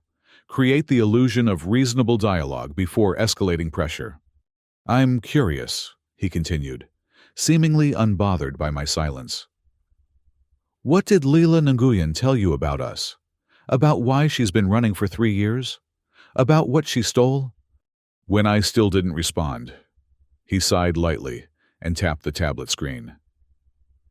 A video began to play, grainy surveillance footage showing Lila in a laboratory setting, working alongside other white-coated researchers. The timestamp indicated it was from 3 years ago. "Lila was one of our most promising researchers," Blackwood narrated as the video played. "Brilliant mind, exceptional dedication. She was leading a project developing targeted drug delivery systems, revolutionary technology that could transform cancer treatment, among other applications." He paused the video on a frame, showing Lila bent over a microscope, completely absorbed in her work. "Then she became unstable, paranoid, began making accusations about unethical testing practices that had no basis in reality. When we attempted to provide psychiatric help, she attacked a security guard, stole proprietary research data, and fled." He looked at me expectantly, waiting for a reaction. When none came, he continued. "The boy, Min, was a patient in our clinical trial, an orphan with an aggressive form of leukemia that had resisted conventional treatment. Our experimental protocol was his last hope." Blackwood's expression conveyed practiced concern. "Lila abducted him in the midst of treatment, putting his life at severe risk. We've been searching for them both to ensure the child receives the medical care he desperately needs." It was a compelling narrative, professionally delivered. If I hadn't seen the fear in Lila's eyes, hadn't witnessed the ruthless pursuit tactics of Dark Helix operatives, hadn't heard Min's own recognition of his sister as savior rather than abductor, I might even have found it credible. "That's a well-rehearsed story," I said finally. breaking my silence. Did it work on the authorities you've corrupted? On the media outlets you've intimidated? Blackwood's expression didn't change, but something hardened in his eyes. I was hoping for a reasonable conversation. Mr. Evans, you're an educated man, an engineer with an impressive record before your retreat from society. Surely you understand the importance of our work, the need to protect proprietary research methodologies. What I understand, I replied evenly, is that your operatives have been shooting at us, including a 10-year-old boy. That doesn't suggest medical concern. It suggests desperation to silence witnesses. Regrettable field decisions made under pressure. Blackwood dismissed with a wave. But ultimately irrelevant now. The data Lila stole has been released into the public domain. I'm told. A disappointing outcome, but not catastrophic. Our legal team is already characterizing it as industrial sabotage, manipulated information from a disgruntled former employee. He leaned forward slightly. What matters now is finding Lila and the boy, and you, Mr. Evans, are going to help us do that. I don't know where they are, I said truthfully. And even if I did, I wouldn't tell you. Blackwood smiled thinly. Everyone says that initially, but there are many ways to encourage cooperation. He stood, straightening his already immaculate suit. I'll give you some time to reconsider your position. When I return, I hope you'll have embraced a more collaborative approach. After he left, I tested my restraints again, searching for any weakness, finding none. I settled in to wait, mentally preparing for whatever encouragement Blackwood had in mind. I had no illusions about my capacity to withstand professional interrogation indefinitely, but every hour I resisted gave Lila and Min more time to distance themselves, to find safety. Time passed in that featureless room. Hours, perhaps, though without windows or a clock. It was impossible to be certain. No one came to question me further. Another psychological tactic, letting anticipation and imagination build the tension that physical discomfort alone might not achieve. I used the time to think of Lila and Min, to hope they had reached the rendezvous point safely, that they were now far from Dark Helix's reach. I thought of Mai and Madame Lin, of Tuan, compromised or merely captured, of all those who had risked themselves to help strangers because it was right. And I thought of my cabin in the forest, not with nostalgia, but with the clear-eyed recognition that I had been hiding there, not living. Whatever happened now, I would not return to that half-existence. If I survived this, I would build something new, perhaps with Lila and Min, if that possibility remained open, perhaps elsewhere, with the lessons they had taught me about courage and connection. The door finally opened again, but it wasn't Blackwood who entered. Instead, a team of 3 operatives appeared, 2 security personnel, and a medical technician wheeling a cart of equipment. The latter began preparing what was clearly an intravenous setup, while the security team checked my restraints. Executive Director Blackwood sends his regrets, the technician said without looking at me. He's been called away on urgent business. The public release of confidential information has created something of a situation. So, Lila's plan was working. The files were causing the disruption she'd hoped for. Dark Helix was in damage control mode, perhaps already feeling the consequences of their exposed activities. In his absence, the technician continued, we'll proceed with standard information extraction protocols. He held up a syringe filled with clear liquid. This compound will make resistance both painful and ultimately futile. I suggest you consider cooperating before we begin. I steeled myself, knowing what was coming. I have nothing to tell you. The technician shrugged indifferently. They all say that. Then they tell us everything. He approached with the syringe, the security personnel moving to hold me still. A sudden explosion rocked the building, the force of it sending equipment crashing to the floor and staggering everyone in the room. Alarms began blaring, emergency lights flashing red. "What the hell?" one of the security team muttered, reaching for his radio. "Command, status report. What's happening?" The response came through clearly enough for me to hear. "Perimeter breach, multiple points, armed attackers, unknown number, all personnel to defensive positions." The security team exchanged glances, clearly torn between their assignment and the facility-wide alert. The senior officer made the decision. "Secure the prisoner and report to defensive positions. Interrogation will resume once the situation is contained."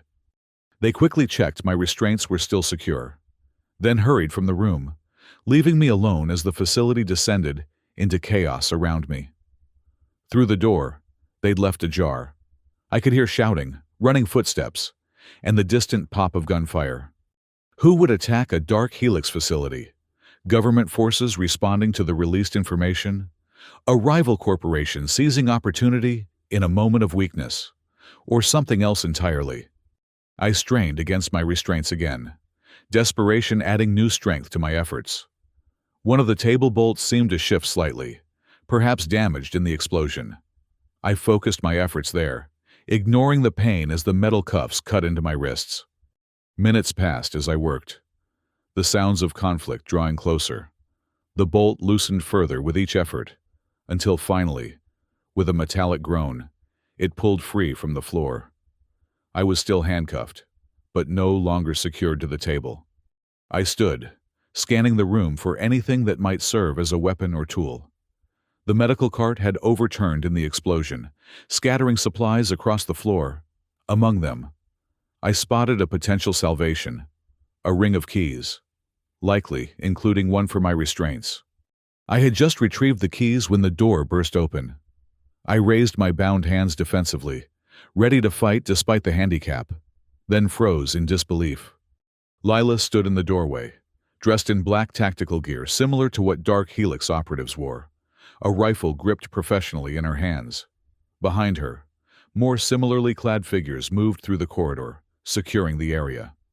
"Evan!" she exclaimed, lowering her weapon and rushing forward. "You're alive!" "What? How?" I stammered, shock robbing me of coherent speech. She quickly found the right key and freed me from the handcuffs. "No time to explain fully. This is an extraction operation. We need to move now." "We? Who's we?" I asked, following her into the corridor where at least a dozen armed individuals were systematically working through the facility, neutralizing resistance. "Remember I told you Dark Helix had made enemies? Turns out releasing all their dirty secrets motivated some very powerful people to take immediate action." She handed me a vest from her pack. "Put this on. It's bulletproof." I complied automatically, still struggling to process this dramatic reversal of fortune. "Where's Min?" "Safe. At a secure location with people I trust." She checked her watch. "We have 6 minutes to reach the extraction point before this facility is compromised beyond recovery." I didn't ask what compromised meant in this context.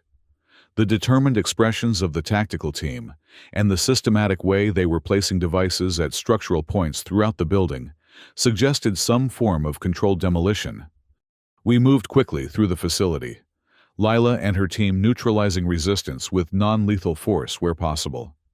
Dark Helix personnel, faced with this unexpected and overwhelming assault, were largely surrendering or fleeing rather than fighting. "Blackwood?" I asked, as we passed through what appeared to be an executive area. "Escaped via helicopter 10 minutes before we arrived," Lila replied grimly. "But he won't get far. His accounts are frozen, his allies are distancing themselves, and his face is on every intelligence watch list globally." We emerged onto the helipad where I'd arrived earlier, now occupied by 2 military-style helicopters with no identifying markings. Lila guided me toward the nearest one, its rotors already spinning in preparation for departure. 30 seconds to complete evacuation, a voice announced over the team's radio network. "Charges primed and counting." We boarded the helicopter, strapping in as the rest of the tactical team sprinted from the building, their mission complete. As we lifted off, I caught a final glimpse of the dark Helix facility, sleek and imposing in the moonlight, a monument to corporate arrogance about to be reduced to rubble. The explosion, when it came, was surprisingly controlled. A series of sequential detonations that systematically collapsed the structure in on itself, minimizing the blast radius while ensuring complete destruction of whatever remained inside. As we flew away, Lila finally relaxed slightly, removing her tactical helmet to reveal her face sheened with sweat, but triumphant. "I thought you were heading for the Philippines," I said, still trying to process everything that had happened. "That was the plan. Until I realized they had you." Her expression softened. "I couldn't leave you behind, Evan. Not after everything."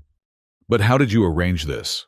I gestured to the helicopter, the tactical team, the now destroyed Dark Helix facility. "This isn't the work of resistance farmers and shopkeepers." "No," she agreed. "When I released the Dark Helix files, I included specific sections to certain recipients. Evidence of espionage went to government intelligence agencies. Proof of illegal human experimentation went to international courts. Corporate theft documentation went to rival companies who'd been victimized." She smiled grimly. "It created a perfect storm of interested parties, all suddenly motivated to act against a common enemy. And they just agreed to help rescue me." "Not exactly. I made a deal. In exchange for my testimony and additional technical details, not included in the public release. They would help extract you and ensure Min's safety." She reached for my hand, her fingers warm against mine. "I wasn't going to leave you in that place, Evan. Not when you'd sacrificed yourself so we could escape."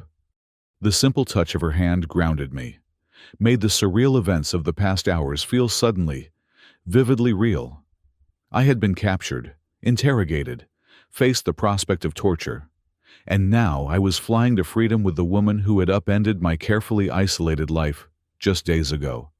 "Where are we going now?" I asked, suddenly aware that I had no home to return to, no clear path forward.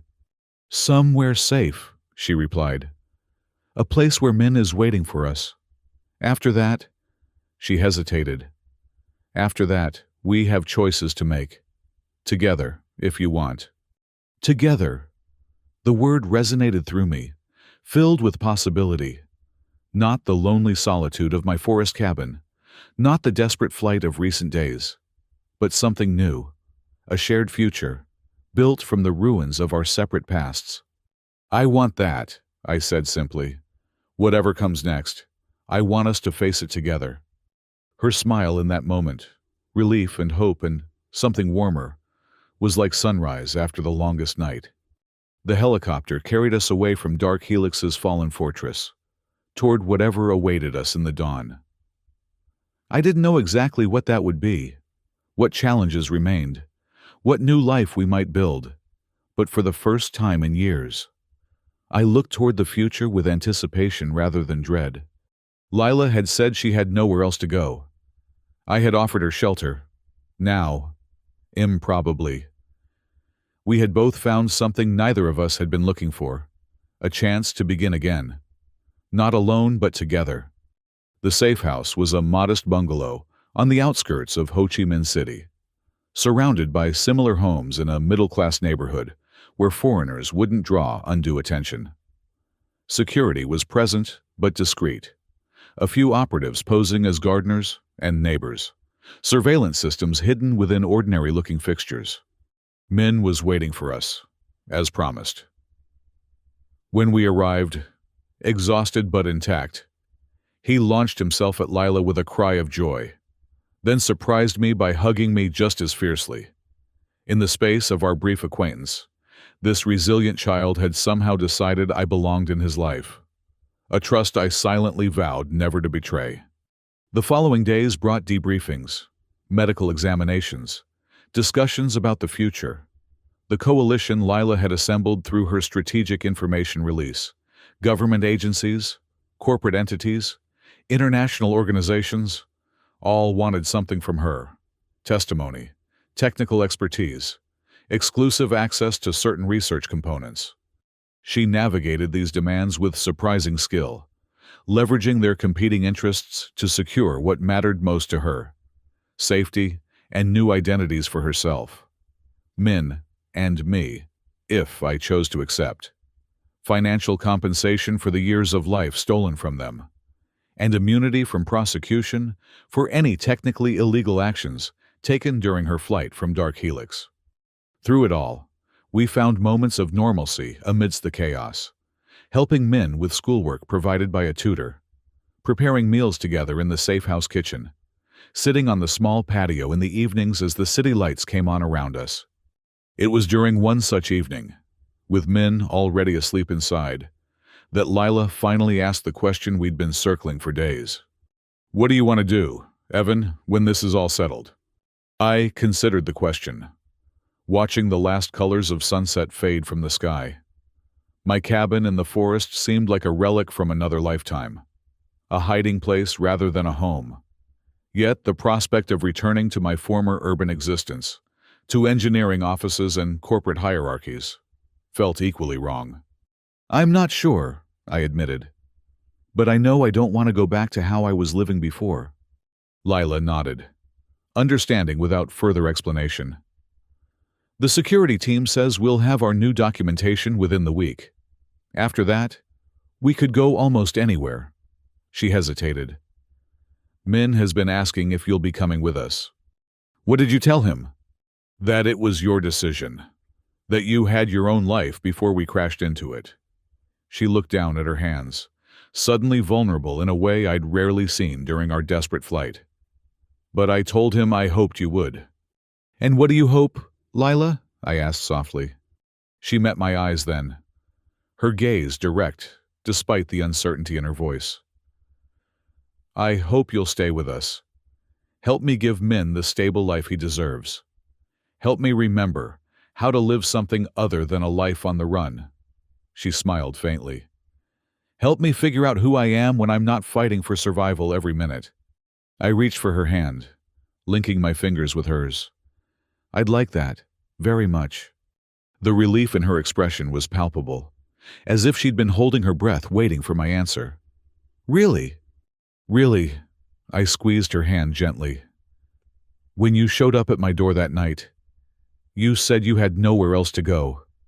I think maybe I was the one with nowhere to go. Nowhere that mattered. Anyway, you and Min gave me a purpose again, a reason to rejoin the world." She leaned her head against my shoulder, her body relaxing against mine. "So, where do we go from here? Literally. I mean, we could start fresh almost anywhere." I thought about it. Considering options, neither of us had had the luxury to contemplate during our flight. Somewhere coastal, maybe, where Min can go to school, make friends, where you can use your skills for good, the way you always wanted to. Somewhere far from Dark Helix's remaining influence. "Australia," she suggested after a moment.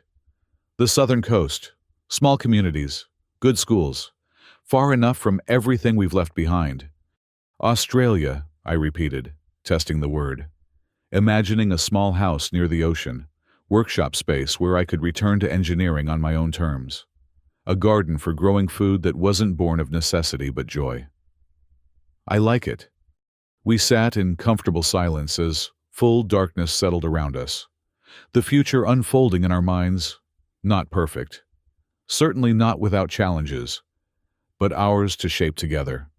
1 week later, we stood at an airport departure gate, our few possessions packed in nondescript luggage, our new documentation identifying us as the Chen family, Stephen, Mai, and their son Kai, relocating from Vietnam to Australia for work opportunities. Ming, now officially Kai, bounced excitedly on his toes as he watched planes taxi on the runway, his resilience allowing him to embrace this new adventure with characteristic enthusiasm. Lila, now Mai, maintained a more cautious vigilance. 3 years of pursuit, having left habits that would take time to unlearn.